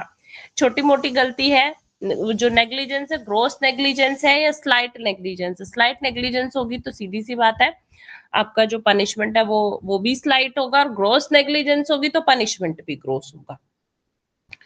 तो अब ये होती कितने तरीके की है नेग्लिजेंस, मेनली दो तरीके की होती है, एडवर्टेंट नेग्लिजेंस और इनएडवर्टेंट नेग्लिजेंस। एडवर्टेंट नेग्लिजेंस होती है आपकी विलफुल नेग्लिजेंस, जानबूझकर आपने चीजों को इग्नोर किया, जानबूझकर आपने हानि पहुंचाई, इसको हम कई बारी रेकलेसनेस भी बोलते हैं। एडवर्टेंट नेग्लिजेंस को हम क्या कहते हैं, रेकलेसनेस, जानबूझकर जो कि विलफुली की जाती है। दूसरा होता है इनएडवर्टेंट नेग्लिजेंस, ये ऐसी हार्म होती है जिसको कि हम फोर्सी नहीं कर सकते और ना ही हम इसको करना चाहते हैं, पर ये हो जाती है। ठीक है, तो इसको हम कहेंगे इनएडवर्टेंट नेग्लिजेंस। जैसे कि सपोज फॉर एग्जांपल, एक सर्जन होता है, डॉक्टर है ना, जब वो सर्जरी करता है तो उसको फुल्ली वो अवेयर होता है कि भाई कौन कौन से रिस्क ऑपरेशन में पेशेंट को हो सकते हैं। हालांकि वो अपनी ड्यूटी परफॉर्म कर रहा है, लेकिन मान लो अगर किसी वजह से ऑपरेशन के दौरान उसके पेशेंट की जो कंडीशन है वो खराब हो जाती है, तो इसको हम कहते हैं एडवर्टेंट नेग्लिजेंस। इसलिए आप एक चीज देखो कि जब हम कोई भी सर्जरी होती है तो आपने ये देखा होगा कि जो डॉक्टर्स होते हैं ना, वो पहले ही एक पेपर साइन करवा लेते हैं कि भाई आप जो है अपने रिस्क पर इसको करवा रहे हो, है ना, हमारी कोई जिम्मेदारी नहीं होगी। वो इसीलिए करवाते हैं कि कहीं उनकी लायबिलिटी ना बन जाए, वो इनएडवर्टेंट नेग्लिजेंस के अंदर ना आ जाए। ठीक है, अगर वो सारी चीजें बता देते हैं, सारे रिस्क बता देते हैं, तो फिर वो नेग्लिजेंस के अंदर कवर नहीं होंगे। लेकिन अगर वो नहीं बताते हैं तो उसको हम फिर उसकी मिस्टेक या इग्नोरेंस माना जाएगा। अब इसके पीछे जो है ना, नेग्लिजेंस के पीछे कई सारी थ्योरीज है, मेनली तो दो थ्योरी है, तीसरी थ्योरी अभी रिसेंट में जोड़ी गई है। पहली theory subjective theory of negligence और दूसरी है objective theory of negligence. Subjective theory of negligence जो है ये सामंड ने प्रपोज की है। ठीक है, सामंड ने दी है। सामंड के अकॉर्डिंग केयरलेस पर्सन वो पर्सन होता है जो कि केयर नहीं करता है, हु डज नॉट केयर, मतलब जानबूझ करके चीजें करता है, उसको सब्जेक्टिव थ्योरी में माना जाता है। इट मींस कि नेग्लिजेंस का जो मेन इसेंशियल चीज होती है, मेंटल एटीट्यूड होता है उसके अंदर, है ना, मेंटल एटीट्यूड, इसको सब्जेक्टिव माना है सामंड ने। ऑब्जेक्टिव थ्योरी दी है पोलॉक ने। ठीक है, पोलॉक जो है, पोलॉक क्या कहते हैं कि नेग्लिजेंस जो होता है it is contrary to diligence, और कोई भी डिलीजेंस को as a state of mind जो है वो डिस्क्राइब नहीं कर सकता है। मतलब पोलॉक ये कहते हैं, डिलीजेंस को अगर डिस्क्राइब करे तो, कि ये कोई पर्टिकुलर स्टेट ऑफ माइंड या फॉर्म ऑफ मेंसरिया नहीं होता है, बल्कि एक तरीके से पर्टिकुलर काइंड ऑफ कंडक्ट होता है कि भाई हमें प्रिकॉशन लेने चाहिए थे लेकिन हमने लिए नहीं, हार्मफुल हमारे एक्शन रहे। तो ये थ्योरी है ऑब्जेक्टिव थ्योरी ऑफ नेग्लिजेंस। अब एक नई थ्योरी आती है, नई थ्योरी क्या है? Mind behaviour theory. ठीक है, ये बहुत ही रीसेंट थ्योरी है। माइंड बिहेवियर थ्योरी को दिया है डॉक्टर एमजे सेठना ने। Doctor MJ Sethna, Indian theory है।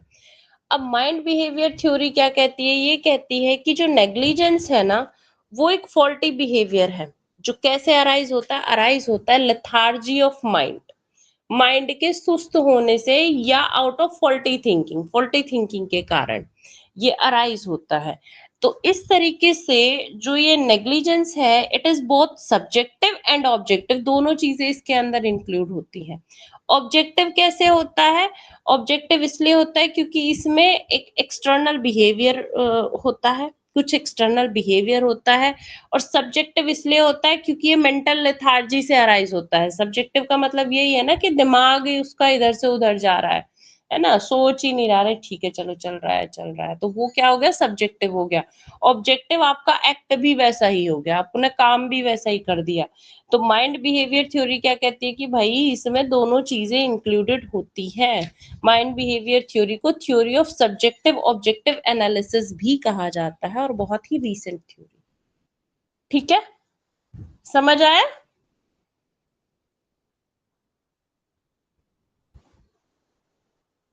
Yes ma'am. ओके, अब आपकी आती है next theory of strict liability. Theory of strict liability क्या कहती है? ये कहती है कि भाई कोई भी पर्सन है, वो अपने रॉन्गफुल एक्ट के लिए लायबल होगा ही होगा, है ना, चाहे उसने कुछ किया है या नहीं किया है। जो भी वो एक्ट कर रहा है उसके लिए वो रिस्पॉन्सिबल होगा ही होगा, भले ही चाहे उसकी रॉन्गफुल इंटेंशन थी या नेग्लिजेंस थी, कुछ भी उसका हो। अगर उसकी कोई ड्यूटी थी उसने नहीं की है, तो फिर उसकी लायबिलिटी बनेगी ही बनेगी। ये कहती है हमारी स्ट्रिक्ट लायबिलिटी थ्योरी। अब ये जो रॉन्ग्स है, इसमें एक्चुअली एब्सोल्यूट ड्यूटी पाई जाती है। एब्सोल्यूट ड्यूटी का क्या मतलब होता है? स्ट्रिक्ट लायबिलिटी में आपकी एब्सोल्यूट ड्यूटी होती है। एब्सोल्यूट ड्यूटी क्या होती है? कि कोई भी ड्यूटी जो कि किसी भी पर्सन को लायबल बनाती है without any fault of his, उसका कोई फॉल्ट नहीं होता, ठीक है, ना ही कोई उसकी इंटेंशन या उसके पार्ट पे कोई नेग्लिजेंस होती है, लेकिन फिर भी वो उसको फॉल्टी बना देती है, फिर भी वो उसको लायबल बना देती है, उसको हम बोलते हैं स्ट्रिक्ट लायबिलिटी, यानी कि उसकी लायबिलिटी क्रिएट कर देती है। तो एक तरीके से ये एब्सोल्यूट लायबिलिटी होती है, ठीक है, चाहे आपने कुछ किया है या नहीं किया है। और इसमें जो रॉन्ग्स होते हैं या एब्सोल्यूट लायबिलिटी के जो रॉन्ग्स होते हैं, उसको 4 पार्ट में इन्होंने डिवाइड किया है। जैसे cases relating to escape of dangerous thing, आपकी कोई फैक्ट्री थी, प्रीमाइसेस था, उससे कोई भी खतरनाक चीज बाहर चली गई, अब आपने की इंटेंशन थी नहीं थी, डजंट मैटर, आपकी कोई गलती थी नहीं थी, डजंट मैटर, लायबिलिटी आपकी बन गई, आपको कंपनसेशन पे करना ही करना पड़ेगा। दूसरा, cases relating to escape of animals, आपने एनिमल्स पाले हुए थे, आपके एनिमल के कारण दूसरे को चोट लग गई, तो भले ही चाहे आपकी गलती थी या नहीं थी, आप खूब ये कह लो कि नहीं मैंने अच्छे से रखा था, मैंने ये चीज की थी, वो चीज कही थी, इट डजंट मैटर, लायबिलिटी बनेगी ही बनेगी। तीसरा, cases relating to the use of things which in their nature are especially dangerous such as firearms, explosives, poisonous drugs etcetera. मतलब ऐसी चीजें अपने पास रखना जिनका नेचर ही खतरनाक है ना, खतरनाक नेचर की है, दूसरे को नुकसान पहुंचा सकती है, जैसे आग हो गए या फायर आर्म्स हो गए, इस तरीके के वेपन हो गए, है ना, ये पॉइजनस ड्रग्स हो गए, एक्सप्लोजिव्स हो गए, जैसे पटाखे हो गए, ये सब कुछ हो गए। तो इससे आपकी लायबिलिटी बनेगी ही बनेगी अगर कोई नुकसान हो जाता है तो। Next, cases relating to dangerous premises, अगर आप कोई भी डेंजरस प्रीमाइसेस रखते हो तो आपकी लायबिलिटी बनेगी। तो इसमें एक बहुत ही फेमस केस है, आप सबको पता है, रायलेंस वर्सेस फ्लेचर, ठीक है, तो ये आपको इसमें कोट करना है। अब उसके बाद आप आ जाओ, एक तो रायलेंस वर्सेस फ्लेचर का केस है, एक आप स्टैनले वर्सेस पावेल भी लिख सकते हो, जो भी आपको केस याद आते हैं एक दो वो लिख देना। अब आपकी आती है next vicarious liability. Vicarious liability यहाँ पे कोई भी पर्सन जो होता है वो आंसरेबल होता है for the acts of another. दूसरे के एक्ट के लिए भी आपकी लायबिलिटी बन सकती है, काम किसी और ने किया है लेकिन लायबिलिटी आपकी भी बनेगी। इसको हम बोलते हैं विकेरियस लायबिलिटी। मतलब जहां कोई भी पर्सन जो है वो रोंग करता है और कुछ सर्कमस्टांसेस ऐसी होती हैं कि भाई जो लायबिलिटी है वो दूसरे पे भी इम्पोज हो जाती है, आपके काम के कारण मेरी भी लायबिलिटी बन गई, इसको कहेंगे विकेरियस लायबिलिटी। तो ये मेनली दो क्लासेस होती हैं विकेरियस लायबिलिटी की। मास्टर्स है ना, मास्टर और सर्वेंट का जो रिलेशन होता है, यहाँ पे मास्टर रिस्पॉन्सिबल होता है for the act of their servant, उसका सर्वेंट जो भी काम कर रहा है मास्टर की लायबिलिटी बनेगी during in the course of their employment. ये कंडीशन अप्लाई है भाई, एम्प्लॉयमेंट के दौरान अगर वो कोई भी काम करता है तो मास्टर की लायबिलिटी बनेगी।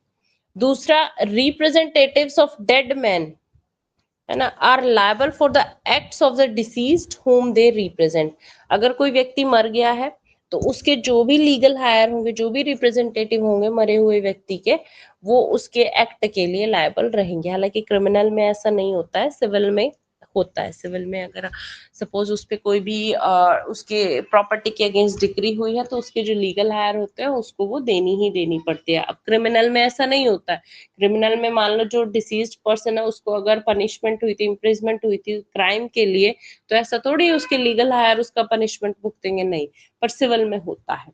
तो पहली जो मास्टर है वो लायबल रहेगा for the act of his servant.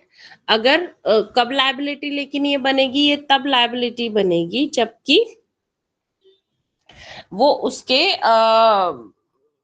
Ordinary course of employment में वो एक्ट कर रहा है। तो मास्टर को लायबल करने के लिए यहाँ 3 कारण जरूरी होते हैं। पहला है क्वी फेसिट पर एलियम फेसिट पर से, ये भी टॉर्ट्स का ही आपका टॉपिक है, आपने पढ़ रखा है ये। क्वी फेसिट पर एलियम फेसिट पर से, इसका मतलब क्या होता है इस मैक्सिम का, that who does an act through another is deemed in law to do it himself। मतलब ये माना जाता है कि भाई अगर आपके बिहाफ पे किसी दूसरे ने काम किया है तो मतलब आपने ही काम किया है। दूसरा है यहाँ पे दूसरी मैक्सिम है जिसके ऊपर ये बेस्ड है, रेस्पोंडेट सुपीरियर।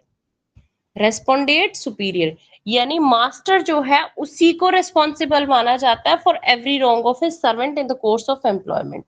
ठीक है, और ये कोई भी ऐसी एक्सप्रेस अथॉरिटी नहीं है जो कि मास्टर से ऊपर हो। मतलब ये कहता है कि जो मास्टर है वो ऊपर है, यानी उसी की सारी लायबिलिटी बनेगी, रेस्पोंडेट सुपीरियर। नेक्स्ट है फाइनेंशियल कंसीडरेशंस। अब देखो जो मास्टर्स होते हैं they are financially well off, है ना, फाइनेंस उनके अच्छे होते हैं सर्वेंट के कंपैरिजन में, इसलिए वो बेटर पोजीशन में होते हैं बर्डन बियर पे करने की। मतलब डैमेज, जो भी इंजर्ड पार्टी है उसके डैमेजेस पे करने के लिए वो अच्छी पोजीशन में होते हैं, इसलिए भी उसको लायबल बनाया जाता है। दूसरा, living representative responsible for the acts of dead person. भाई अगर कोई भी पर्सन है उसके जो भी लीगल रिप्रेजेंटेटिव है या जो एग्जीक्यूटर्स है वो उसके एक्ट के लिए लायबल रहेंगे। ठीक है, अब जैसे मैंने आपको बताया क्रिमिनल लॉ में ये वाली लायबिलिटी नहीं बनेगी। अब मेरी साइड से आपका ये जो सिलेबस है वो कंप्लीट हो जाता है। मैम ये एक तो concept of state and sovereign रह गया है। अच्छा ये रह गया है, ये रह गया है। भी करते हैं, रुक जाओ फिर, हो सकता है। मैम जो ये लायबिलिटी वाला चैप्टर है, हाँ जी। इसमें जैसे टॉपिक्स मैक्सिमम टॉर्ट वाले हैं, राइट? हाँ जी जी। तो लायबिलिटी में मतलब इसमें क्वेश्चन किस टाइप से आएगा? मतलब जितना डेप्थ में पहले टॉर्ट में पढ़ा उतने डेप्थ में क्वेश्चन आएगा या कैसे आएगा क्वेश्चन? ना इतना डेप्थ में नहीं आएगा क्योंकि आप टॉर्ट्स में पढ़ सके हो। इससे कई बार क्वेश्चन मान लो जैसे ये आ जाता है कि write a short note on mens rea, या व्हाट इज स्ट्रिक्ट लायबिलिटी, या व्हाट इज पीनल लायबिलिटी, इस तरीके से करके आ जाता है। बहुत डेप्थ में इसको आपको नहीं पढ़ना है। तो इसमें मींस 10 मार्क्स का या 20 मार्क्स के क्वेश्चन के चांसेस कम है? हाँ जी, शॉर्ट में ज्यादा पूछा जाता है। ओके, और एक फेवर और चाहिए था मैम कि 20 मार्क्स के जो आपको लगते हैं क्वेश्चंस आ सकते हैं वो एक बार बता पाएंगे, मतलब खत्म होने से पहले? बिल्कुल बिल्कुल बिल्कुल बता पाऊंगी, क्यों नहीं मैं ठीक आपको। ठीक। इन एडिशन उसमें जो क्वेश्चन है, अगर उनके रेलिवेंट जो पॉपुलर केस स्टडीज है वो भी अगर मिल जाए तो बहुत हेल्प हो जाएगी मैम। इसमें तो कहाँ आपकी केस स्टडीज है?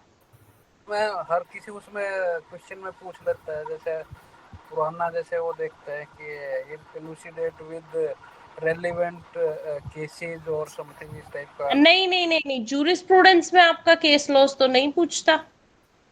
वही नहीं मैम, जैसे केस लॉस तो है इसमें। पूछा जाता है तो जैसे पोजेशन हो गया है ना, इनसे वो तो मैंने आपको बता ही रखा है, एक एक दो दो केस लॉज लिखने, बहुत ज्यादा इसमें नहीं लिखने होते हैं। हाँ, आपका जैसे कॉन्स्टिट्यूशन हो गया, कॉन्ट्रैक्ट हो गया, इन सब में आपके विद केस लॉज पूछा जाता है। इसमें आपका केस लॉज का कोई ज्यादा मतलब है ही नहीं, क्योंकि तो फिलोसफी है, इसमें क्या केस लॉज लिखोगे आप? एक दो केस लॉज है वो आपको पता ही है, वो डाल दो आप उसमें बस। पोजेशन से रिलेटेड ही है मेनली, तो पोजेशन और ओनरशिप। नहीं मैम, लायबिलिटी में भी जो टॉपिक्स अलग अलग है ना, उसमें भी काफी केस लॉ है। उसमें है, हाँ लाइबिलिटी में है, पर वो लाइबिलिटी वाले आपके जनरल टॉपिक्स है ना। जैसे आपका हाँ। भाई स्ट्रिक्ट लाइबिलिटी का हो गया, रिलायंस वर्सेस फ्लेचर है, ये लैंडमार्क जजमेंट्स है ना। मेंसरिया में आपका हो जाता है, जैसे आर वर्सेस प्रिंस का केस हो गया मेंसरिया में।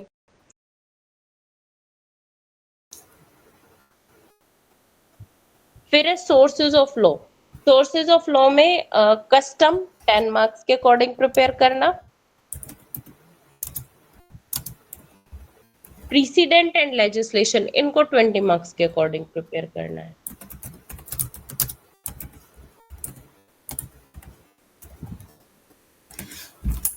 ठीक है, और शॉर्ट के हिसाब से आप relation between law and morals या मोरालिटी, ये शॉर्ट में पूछा जाता है। अच्छा, 10 मार्क्स में आपका एक और है, concept of state and sovereignty. देखो सिलेबस, अब आप सोचोगे कि मैम ने सारा कुछ बता दिया, छुड़वाया तो कुछ है नहीं, तो छोड़ने लायक ये है भी नहीं, इसमें कुछ भी ऐसा नहीं है जो छोड़ा जा सके। अच्छा, लायबिलिटी सारी मोस्टली शॉर्ट में पूछी जाती है।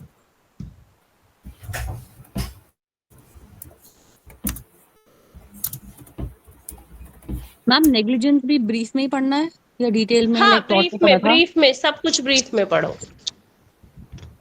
सब कुछ ब्रीफ में पढ़ना है।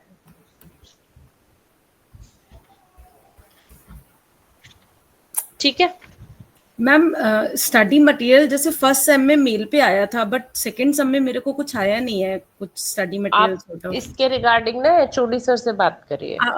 Any of the other attendees, आप लोगों को आया है क्या मेल पे, जैसे फर्स्ट सेम में पूरा स्टडी मटेरियल आया था? ग्रुप में है पूजा, शेयर कर देंगे। मतलब व्हाट्सएप वाले ग्रुप में?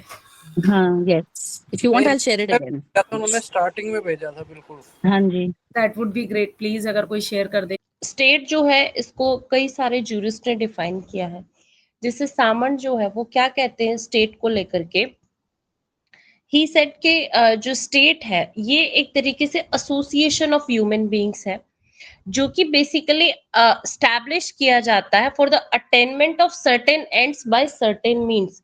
मतलब कुछ सर्टेन मीन्स के थ्रू सर्टेन एंड्स को अटेंड करने के लिए जो एक एसोसिएशन फॉर्म किया जाता है ह्यूमन बीइंग्स का, उसको हम बोलते हैं स्टेट।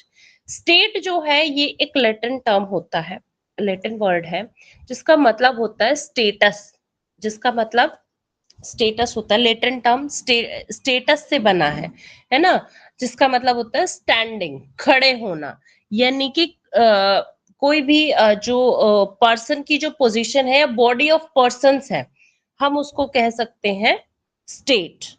ओपनहाइम भी यही कहते हैं, ओपनहाइम इसको डिफाइन करते हुए स्टेट को बोलते हैं कि state proper is in existence. ये प्रॉपरली एग्जिस्टेंस में कब आएगा? When a people is settled in a country, जब लोग एक कंट्री में सेटल हो जाएंगे, अंडर इट सोवरेन गवर्नमेंट, इसकी खुद की एक गवर्नमेंट होगी sovereign. The conditions essential for the existence of a state, क्या एग्जिस्टेंस होनी चाहिए स्टेट के लिए? पहली है कि जो लोग हैं वो एक साथ रहते हो कम्युनिटी में। दूसरा, वो जो कंट्री है उसमें लोग अच्छे से सेटल डाउन हो गए हो, उसकी एक गवर्नमेंट होनी चाहिए, और वो जो गवर्नमेंट है it should be a sovereign government, ठीक है, सोवरेन गवर्नमेंट होनी चाहिए। यानी सोवरेनिटी जो है, सोवरेन गवर्नमेंट का क्या मतलब हो गया कि उसके अंदर सोवरेन अथॉरिटी होनी चाहिए। सोवरेनिटी क्या होती है? It is the supreme authority. Supreme authority कैसे? कि जहां पे जो गवर्नमेंट है वो इंडिपेंडेंट होती है, अपने डिसीजंस वो खुद ले सकती है, कोई और उसके अंदर इंटरफेरेंस नहीं कर सकता है। अब उसके इंटरनल मैटर्स में जो एक्सटर्नल अथॉरिटी है या आउटसाइड अथॉरिटी है वो इंटरफेरेंस नहीं कर सकती है। तो इस तरीके से स्टेट को प्रॉपर फॉर्म में आने के लिए ये कुछ जो इसेंशियल कंडीशंस है अकॉर्डिंग टू द ओपनहाइम उनको फुलफिल करना होता है। ये बेसिकली आपका इंटरनेशनल लॉ से कंसर्न है। अच्छा, आपने तो पढ़ा ही नहीं इंटरनेशनल लॉ, ठीक है, हाँ, आप बस जितना बता रही हो उतना ही जानो। तो स्टेट क्या एक ऐसी बॉडी होती है जहां पे कि कई सारे लोग किसी भी एक पर्टिकुलर कंट्री में रहते हैं, वेल सेटल्ड होते हैं, और उसकी एक अपनी सॉवरेन गवर्नमेंट होती है जो कि उसके बिहाफ पे डिसीजन ले सके।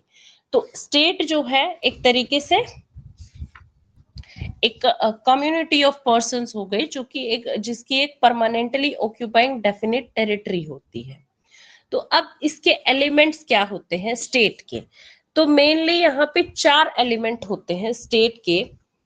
पहला है पॉपुलेशन, ठीक है, ये एक सबसे इंपॉर्टेंट एलिमेंट है कि भाई वहां पे ग्रुप ऑफ ह्यूमन बींग्स भी होने चाहिए which are living together in a community, जो कि एक साथ रहते हो उस पर्टिकुलर कम्युनिटी में। पॉपुलेशन होगी तभी तो स्टेट बनेगा। अब जहां वीरान है वहां तो स्टेट का कोई मतलब नहीं है।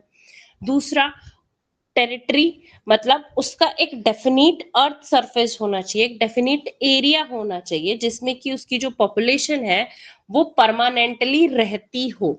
एक फिक्स्ड टेरिटरी होनी चाहिए। सामंत के अकॉर्डिंगली स्टेट के कॉन्स्टिट्यूशन के लिए एक पर्टिकुलर एक फिक्स टेरिटरी होनी चाहिए जिसमें कि वो एग्जिस्ट करे।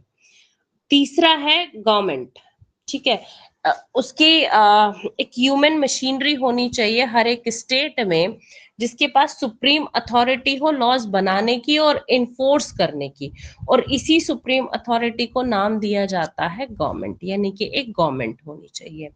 फोर्थ है सोवरेनिटी। सोवरेनिटी मतलब उस गवर्नमेंट की सुप्रीम पावर होनी चाहिए, अथॉरिटी होनी चाहिए, जो भी पॉलिटिकल ऑर्गन है वो अपनी टेरिटरी के अंदर सोवरन हो, अपनी टेरिटरी के अंदर उसके पास सारी पावर होनी चाहिए।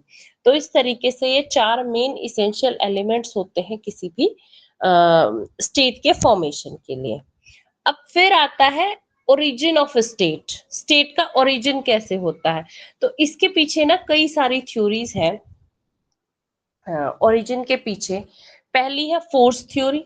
फोर्स थ्योरी क्या कहती है कि भाई जो स्टेट है वो एग्जिस्टेंस में कैसे आता है? By the use of force, बलपूर्वक, बल के वजह से। कैसे? भाई देखो, जो स्ट्रॉन्ग विल है, जो स्ट्रॉन्ग पर्सन है या जो स्ट्रॉन्ग स्टेट है वो क्या करता है? वीक को कंट्रोल करता है ना। जैसे आपने पुराने समय में भी देखा होगा कि राजा महाराजा जो होते थे, जो अच्छी पोजीशन में होते थे, वो छोटे राजाओं पर आक्रमण करके उनकी जो टेरिटरी थी अपने में मिला लेते थे, उनके राज्य को अपने राज्य में मिला लेते थे। तो ये थ्योरी क्या थी? फोर्स थ्योरी, कि जहां पे कि जो स्ट्रॉन्गर है वो वीकर को अपनी साइड खींच लेता है, यानी उसकी टेरिटरी को अपने में मिला लेता है। तो स्टेट के ओरिजिन की पहली थ्योरी है फोर्स थ्योरी। दूसरी आती है डिवाइन थ्योरी। इस थ्योरी के अकॉर्डिंगली स्टेट जो है, state is the creation of God, God की एक क्रिएशन है। और यहाँ पे जो राजा होता है उसको जो अथॉरिटी दी जाती है राज्य चलाने की, वो गॉड के थ्रू दी जाती है, और लोग उसमें उसकी पावर्स में इंटरफेयर नहीं कर सकते। ये डिवाइन थ्योरी कहती है। तीसरा है सोशल कॉन्ट्रैक्ट थ्योरी। अब ये जो थ्योरी है इसमें स्टेट के साथ एक एग्रीमेंट होता है, जो लोग एक साथ रहते हैं, कि भाई वो जो है यानी कि जो स्टेट है वो लोगों की रक्षा करेगा, है ना। रूलर जो है अपने नागरिकों की रक्षा करेगा और उसके बदले में वो उसको अपने कुछ राइट्स जो है सरेंडर करेंगे वहां के रहने वाले लोग। बेसिकली जितने भी स्टेट्स हैं अब वो इसी थ्योरी के ऊपर बेस्ड है, social contract theory. Indirect way में हमारा भी गवर्नमेंट के साथ यही कॉन्ट्रैक्ट है ना कि गवर्नमेंट हमको सेफ्टी देगी, गवर्नमेंट हमको सिक्योर करेगी, उसके बदले में हम अपने कुछ राइट्स को सरेंडर करते हैं। तो ये क्या होती है, सोशल कॉन्ट्रैक्ट थ्योरी होती है। फोर्थ थ्योरी है इसके पीछे, नेचुरल थ्योरी। यहाँ पे स्टेट को ना एक नेचुरल इंस्टिंक्ट माना गया है किसी भी पर्सन की, मतलब जब किसी भी इंडिविजुअल का इंटरेस्ट और स्टेट का इंटरेस्ट सेम होता है तो फिर वो एक साथ आ जाते हैं, क्योंकि कोई भी पर्सन जो है वो अकेला नहीं रह सकता, या मैं कहूँ कि स्टेट के बिना या स्टेट के बाहर वो नहीं रह सकता। उसको एक पर्टिकुलर कोई ना कोई टेरिटरी चाहिए होती है, कुछ ग्रुप ऑफ पीपल चाहिए होते हैं साथ रहने के लिए। टेरिटरी से बाहर वो या अकेला वो नहीं रह सकता है। लास्ट थ्योरी है इवोल्यूशनरी थ्योरी। इवोल्यूशनरी थ्योरी ये कहती है कि जो स्टेट है, स्टेट का इवोल्यूशन कैसे होता है। स्टेट जो है वो बेसिकली इवोल्व हुआ है, एक ग्रेजुअल प्रोसेस ऑफ डेवलपमेंट है उसका। ऐसा नहीं है कि स्टेट कोई भी एक दिन में बन जाता है, एक दिन में कोई भी राज्य बन जाता है, नहीं। ग्रेजुअली धीरे धीरे वो प्रोग्रेस करता है, उसकी एक ग्रेजुअल प्रोसेस होती है डेवलपमेंट की, तब जाकर के कहीं वो स्टेट बनता है। अब उसके बाद आता है फंक्शंस ऑफ स्टेट। फंक्शन क्या होते हैं स्टेट के, समझ में आ रहा है आपको स्टेट? Yes ma'am. फंक्शंस क्या होते हैं स्टेट के, तो बेसिकली दो मेन फंक्शंस होते हैं स्टेट के, प्राइमरी फंक्शन और secondary function. Primary function state का क्या होता है, प्राइमरी फंक्शन होता है maintenance of law and order in its defined territory.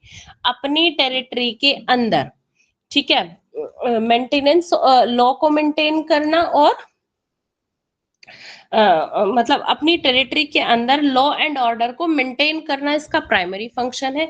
Secondary function इसमें आ जाता है वेलफेयर एक्टिविटीज, है ना भाई, लोगों का वेलफेयर करना, लेजिस्लेशन बनाना, टैक्स इम्पोज करना, तो ये हो गया इसका legislation and taxation is the secondary function of a state. अब जैसे इंडिया की भी अगर मैं बात कर रही हूँ करूँ तो सेकेंडरी स्टेट सेकेंडरी फंक्शन क्या होता है इंडियन गवर्नमेंट का, directive principles of state policies को इन्फोर्स करना, यानी कि वेलफेयर स्कीम्स चलाना, ये इसका सेकेंडरी फंक्शन होता है। प्राइमरी फंक्शन तो सिक्योरिटी देना है, लॉ एंड ऑर्डर को मेंटेन करना है, एक्सटर्नल एग्रेशन से लोगों को बचाना है। तो इस तरीके से ये हो गए स्टेट के फंक्शन। फिर आता है स्टेट का रिलेशन क्या है लॉ के साथ में, law relationship between law and state. तो देखो इसमें अलग अलग व्यूज है, बट यहाँ जो मेन फंक्शन बताया गया है या मेन रिलेशनशिप है वो ये है कि पहला तो है कि state is superior to law and makes it, state हमेशा लॉ से ऊपर होता है, क्योंकि लॉ को बनाता कौन है, सीधी सी बात है स्टेट ही बनाता है।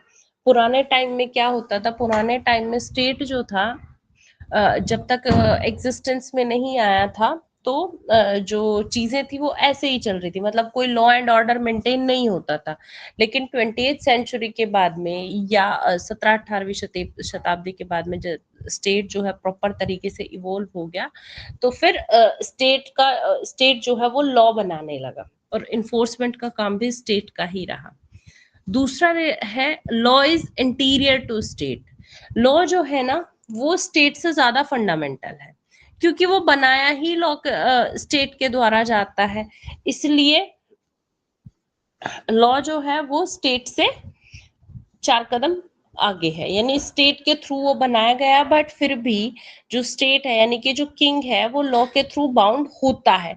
जो वो खुद लॉ बना रहे हैं उसको उनको खुद भी फुलफिल करना होता है। तो ये हो गया हमारा दूसरा रिलेशन।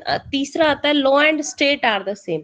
यहाँ कैल्सन जब अपनी थ्योरी प्रोपाउंड करते हैं, कैल्सन का बेसिकली कोट आता है, वो ये कहते हैं कि जो लॉ और स्टेट होते हैं ना वो सेम होते हैं।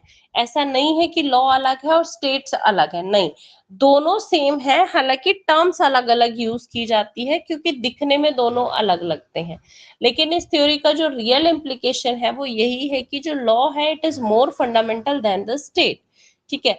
क्योंकि स्टेट का क्या काम क्या होता है, स्टेट का काम होता है सिक्योरिटी देना, और सिक्योरिटी किसके थ्रू दी जाती है? लॉ के थ्रू दी जाती है। तो इस तरीके से लॉ और स्टेट जो है वो कहीं ना कहीं फिर भी सेम ही होते हैं, ऐसा केल्सन मानते हैं।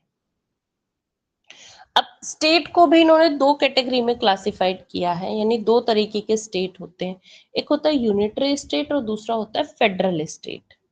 यूनिटरी स्टेट जो आपने कॉन्स्टिट्यूशनल लॉ में पढ़ा था कि जहां पे कि जितनी भी पावर्स होती हैं वो सेंट्रल गवर्नमेंट के पास होती है, मतलब सेंट्रल गवर्नमेंट जो होती है यहाँ पे मोस्ट पावरफुल होती है, वही सुप्रीम लेजिस्लेटिव बॉडी होती है, उसको हम कहते हैं यूनिटरी स्टेट। मतलब यहाँ केवल एक ही लेजिस्लेटिव अथॉरिटी होती है, लॉ मेकिंग पावर केवल एक ही अथॉरिटी के पास होती है, उसको हम कहेंगे यूनिटरी स्टेट। दूसरा होता है फेडरल स्टेट, जहां पे की जो पावर्स होती है ना वो सेपरेट होती है, सेपरेशन ऑफ पावर्स जहां पे होता है, यानी ये थोड़ा सा कॉम्प्लिकेटेड एक पॉलिटिकल ऑर्गेनाइजेशन हो जाता है, क्योंकि यहाँ हर एक चीज जो होती है वो डिवाइडेड होती है। जैसे कि आप जो इंडियन कॉन्स्टिट्यूशन है ना, वो फेडरल भी है और यूनिटरी भी है। फेडरल कैसे है कि भाई इंडिया के अंदर इतने सारे स्टेट्स हैं, हर एक स्टेट की अपनी गवर्नमेंट है तो उनकी भी चलती है, लेकिन यूनिटरी कैसे है कि सेंट्रल गवर्नमेंट भी है, तो अगर कभी भी कोई भी रेपिग्नेंसी होती है तो फिर हमेशा जो सेंट्रल लॉ है वो प्रिवेल करता है, तो वहां फिर सेंटर फंक्शन करती है। तो फेडरल में पावर्स सेपरेट हो जाती हैं, सब उसके अपनी अपनी पावर्स के अकॉर्डिंगली एक्ट करते हैं। तो इस तरीके से दो तरीके के स्टेट होते हैं, यूनिटरी और फेडरल। फेडरल में कुछ कैरेक्टरिस्टिक होते हैं, जैसे कि एक तो डिवीजन ऑफ पावर हो गया, दूसरा यहाँ पे कॉन्स्टिट्यूशन जो होता है ना वो थोड़ा सा रिजिड होता है, रेजिडिटी की साइड जाता है, और कॉन्स्टिट्यूशन सुप्रीम होता है फेडरल स्टेट्स के अंदर। अब आते हैं, स्टेट समझ में आ गया? Yes, ma'am. चलिए अब आप आ जाइए सोवरेनिटी। ठीक है, सोवरेनिटी जो है ये स्टेटहुड का एक बहुत ही इंपॉर्टेंट गुण है ना, एक चीफ एट्रीब्यूट है। सोवरेनिटी का मतलब क्या होता है भाई? स्टेट जो है स्टेट पिक्चर में ही तब आएगा जबकि वो सोवरेन होगा ना, तो एक मेन एलिमेंट हो गया ये सोवरेनिटी का। सोवरेनिटी का मतलब क्या होता है? सुप्रीमेसी।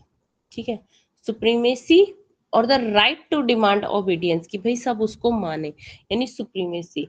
इट मीन्स कि जो सॉवरन स्टेट होता है वो होता है जो कि किसी का भी सबऑर्डिनेट नहीं होता, और अपनी टेरिटरी जो है वो उसके खुद के कंट्रोल में होती है, कोई और उसको कंट्रोल नहीं करता है, सॉवरन स्टेट उसको कहा जाता है। अब ये जो कॉन्सेप्ट है, कॉन्सेप्ट ऑफ सोवरेनिटी, ये आया कहाँ से है? तो मैकियावेली ये कहते हैं कि पहले समय में क्या था, एंशियंट वर्ल्ड में सोवरेनिटी जैसा कोई कॉन्सेप्ट होता ही नहीं था। सोवरेनिटी का जो कॉन्सेप्ट आया, मतलब स्टेट और सोवरेनिटी का जो कॉन्सेप्ट आता है वो आता है आफ्टर द मिडिल एजेस। ठीक है, जब रिफॉर्मेशन हुआ, रेनेसेंस के दौरान ये आया। अब यहाँ ये मैकियावेली ही थे उस दौरान पे मिडिल एजेस में, जिन्होंने कि स्टेट एब्सोल्यूटिज्म का आइडिया प्रपोज किया। स्टेट एब्सोल्यूटिज्म मतलब state is absolute and an end in itself and there can not be restrain on its power. मतलब स्टेट जो है वही एब्सोल्यूट होगा, अपने आप में ही वो एब्सोल्यूट है, ठीक है, और उसकी पावर्स को कभी भी रेस्ट्रेन नहीं किया जा सकता। यानी स्टेट जो है वो ना तो चर्च के अधीन होता है और ना ही नेचुरल लॉ के अधीन होता है। ये एक्चुअली उस समय की बात है जब नेचुरल लॉ थ्योरी जो थी वो पीक पर थी, नेचुरल लॉ को फॉलो किया जाता था, तो उस टाइम पे क्रिश्चियनिटी बहुत ज्यादा बढ़ गई थी। तो ये उस समय का ये मैकियावेली का कथन है। फिर बॉडिन जो कि फ्रेंच ज्यूरिस्ट थे, वो भी अपनी थ्योरी, उन्होंने भी पहली बार अपनी theory of sovereignty the first time पे। उनकी बुक का नाम था डी ला रिपब्लिक बॉडिन का। इन्होंने पहली बार फर्स्ट टाइम सोवरन जो शब्द है, सोवरन टर्म को यूज किया। ये कहते हैं कि जो रूलर होता है it is the source of all laws, जितने भी लॉज हैं उन सब का जो सोर्स है वो रूलर होता है ना, और उसके पास एब्सोल्यूट पावर होती है लॉ मेकिंग की, वो जब चाहे लॉ बना सकता है। सारे राइट्स उसके पास होते हैं। इसके अलावा और भी अदर जूरिस्ट है, होब्स है, होब्स भी यही कहते हैं कि सोवरेन एब्सोल्यूट होता है, उसकी पावर इनअलाइनेबल होती है, अनलिमिटेड होती है। अब ये जो पावर है सोवरेन की, वो रिलीजियन और चर्च दोनों तक एक्सटेंड करती है। तो इस तरीके से सबने अलग अलग जो अपने व्यू दिए हैं related to the sovereign. Austin की जो थ्योरी है सोवरेनिटी को लेकर के, वो क्या कहती है? ऑस्टिन, जॉन ऑस्टिन, वो ये कहते हैं कि सोवरेन पावर जो होती है वो डिटर्मिनेट होती है। मतलब हर एक इंडिपेंडेंट पॉलिटिकल स्टेट जो होता है उसके पास उसकी सोवरेन पावर होती है, जिस सोवरेन पावर की वजह से जो सोसाइटी है, सोसाइटी में जितने भी लोग हैं उसकी बात को मानते हैं, उसकी आज्ञा को मानते हैं। सोवरेन पावर जो होती है ये लीगली अनलिमिटेड होती है ना। लीगली अनलिमिटेड मतलब लॉ जो है, लॉ केवल और केवल सोवरेन की कमांड से चलता है, उसकी इच्छा से चलता है, उसकी पावर पे कोई भी रिस्ट्रिक्शन किसी भी तरीके का नहीं होता है सोवरेन की पावर पर। सोवरेन की पावर इनडिविजिबल होती है, उसको कभी भी लिमिट नहीं किया जा सकता, ना ही उसको डिवाइड किया जा सकता है।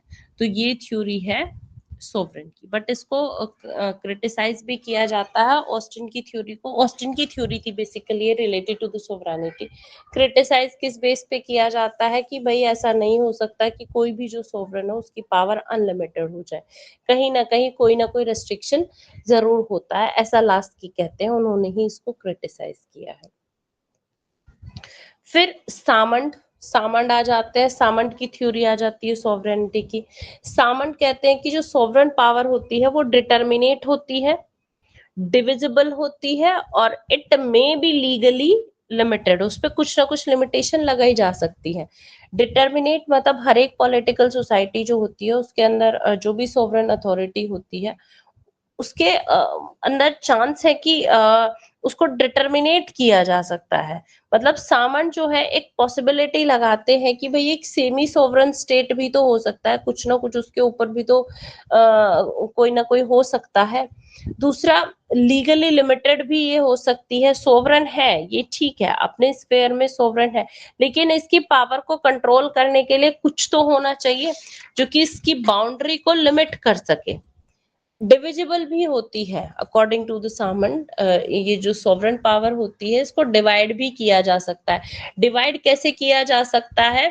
जो स्टेट के ऑर्गन्स के थ्रू, जैसे इंडिया में है, इंडिया में नो डाउट जो सोवरेनिटी है वो कॉन्स्टिट्यूशन को हम सोवरेन मानते हैं, उसके अंदर जो तीनों ऑर्गन्स मेंशन किए गए हैं उसके पावर्स को डिवाइड कर दिया गया है। कैसे? लेजिस्लेटिव, एग्जीक्यूटिव और जुडिशियरी। हर एक जो ऑर्गन है वो अपने आप में फ्री है और अपने खुद के स्फेयर में अनकंट्रोलेबल है, कोई भी एक दूसरे को इंक्रोच नहीं करता है। तो सोवरेनिटी जो है वो डिविजिबल भी होती है, उसको डिवाइड भी किया जाता है। अब आता है sovereignty under constitution, Indian constitution. Constitution of India जो है वो क्वासी फेडरल है। कैसे है भाई? इसके अंदर दोनों ही कैरेक्टर प्रेजेंट है, मतलब कॉन्स्टिट्यूशन यूनिटरी भी है और साथ ही साथ फेडरल स्टेट भी है। फेडरल कैसे है? क्योंकि लेजिस्लेटिव पावर्स जो है वो डिवाइडेड है ना, जुडिशियरी, एग्जीक्यूटिव और लेजिस्लेचर तीनों डिवाइडेड है। लेजिस्लेचर पावर भी डिवाइडेड है, वही यूनियन अलग है, स्टेट अलग है। यूनियन एग्जीक्यूटिव प्रेसिडेंट है, स्टेट एग्जीक्यूटिव गवर्नर होते हैं। तो इस तरीके से पावर जो है वो डिवाइडेड है और इसको अमेंड करना भी इतना आसान नहीं होता, इसलिए इसमें रिजिडिटी भी है। और इसको अमेंड करना आसान भी होता है भाई, अमेंडमेंट के थ्रू इसको अमेंड भी किया जा सकता है अकॉर्डिंग टू आर्टिकल 368। तो इसलिए दोनों के ही जो मेन वो है एट्रीब्यूट्स वो प्रेजेंट होते हैं कॉन्स्टिट्यूशन ऑफ इंडिया। ठीक है, अब मेरी साइड से आपका ये जो टॉपिक है concept of state and sovereignty ये पूरा हो जाता है। कुछ नहीं समझ में आया हो तो पूछिए। मैम इस पे किस टाइप का क्वेश्चन आएगा? इस पे सीधे सीधे क्वेश्चन आएगा डायरेक्ट। 10 नंबर का ना मैं? हाँ जी, 10 नंबर में पूछा जाएगा अगर आया तो। What do you mean by state and ये व्हाट इज द सोवरेनिटी या what is the relation between state and sovereignty, इस तरीके से करके आता है। ठीक है जी। हेलो मैम आप रिवीजन, मैम 9th को पेपर है, आप रिवीजन क्लास लोगे क्या मैम? अगले वीक कुछ है हाँ प्लान? हाँ जी बिल्कुल लूंगी, एक रिवीजन क्लास में आपकी जरूर लूंगी। तो पूजा मैम ऐसा करिएगा मैम, एचओडी से आप कोऑर्डिनेट कर लीजिएगा प्लीज, क्योंकि वो कई टैक्स वैक्स की उस दिन क्लास है ना, वो सब ना डाल दें, तो आप अपनी डलवा लीजिएगा एक। ठीक है प्लीज, ठीक है ठीक है। हमारी तो सुनवाई नहीं हो पाती उन तक, प्लीज आप बोलेंगे तो वो मान जाएंगे। अच्छा नहीं, मैंने उनसे बात कर ली थी, ठीक है। जी तो मैम, जी मैम। पहले क्लास, क्योंकि आपका 9 तारीख को पेपर है, तो पहले मेरी ही रिवीजन क्लास होगी जूरिस्प्रूडेंस की। अच्छा जी, थैंक यू मैम। नहीं, कोर्स तो कवर हो गया मोटा माटी। Thank you. हाँ ये मैम रिवीजन क्लास लंबी कर लेना थोड़ी, 2 घंटे तक की, तभी कुछ हो पाएगा। ठीक है कर लूंगी। ओके वो चाहे Thank you, टाइम ma'am. कितना भी रखे, देखो सुनो, अगर वो टाइम 7 से 8 भी रखते हैं तो भी कोई दिक्कत नहीं है। मैं रिवीजन क्लास तभी वाइंड अप करूंगी जब आप लोग सेटिस्फाई हो जाओगे, वो 2 Thank घंटे you. की हो, 2.5 घंटे की हो, वो 3 घंटे की हो, ठीक है। नहीं मैम, 7 बजे शुरू कर लीजिए, 6:30 हाँ 7 बजे शुरू कर लीजिए। 7 से ही शुरू कर लेंगे, ठीक है ना। Okay. Thank thank you you ma'am. So much ma'am. Okay ma'am आज law ji. Ma'am law and morality पे आपके जो नोट्स थे प्लीज शेयर कर दीजिएगा ग्रुप में। हाँ मैं कर दूंगी बिल्कुल कर दूंगी, थैंक यू। ठीक है। ये चलिए, मैम रिजल्ट तो अब आएगा नहीं 9 से पहले, अब बाद में ही आएगा लग रहा है। ना ऐसा कुछ नहीं है, पहले भी आ सकता ओके, है ना जी। चलिए, okay then, bye, good night. Thank you ma'am, good night.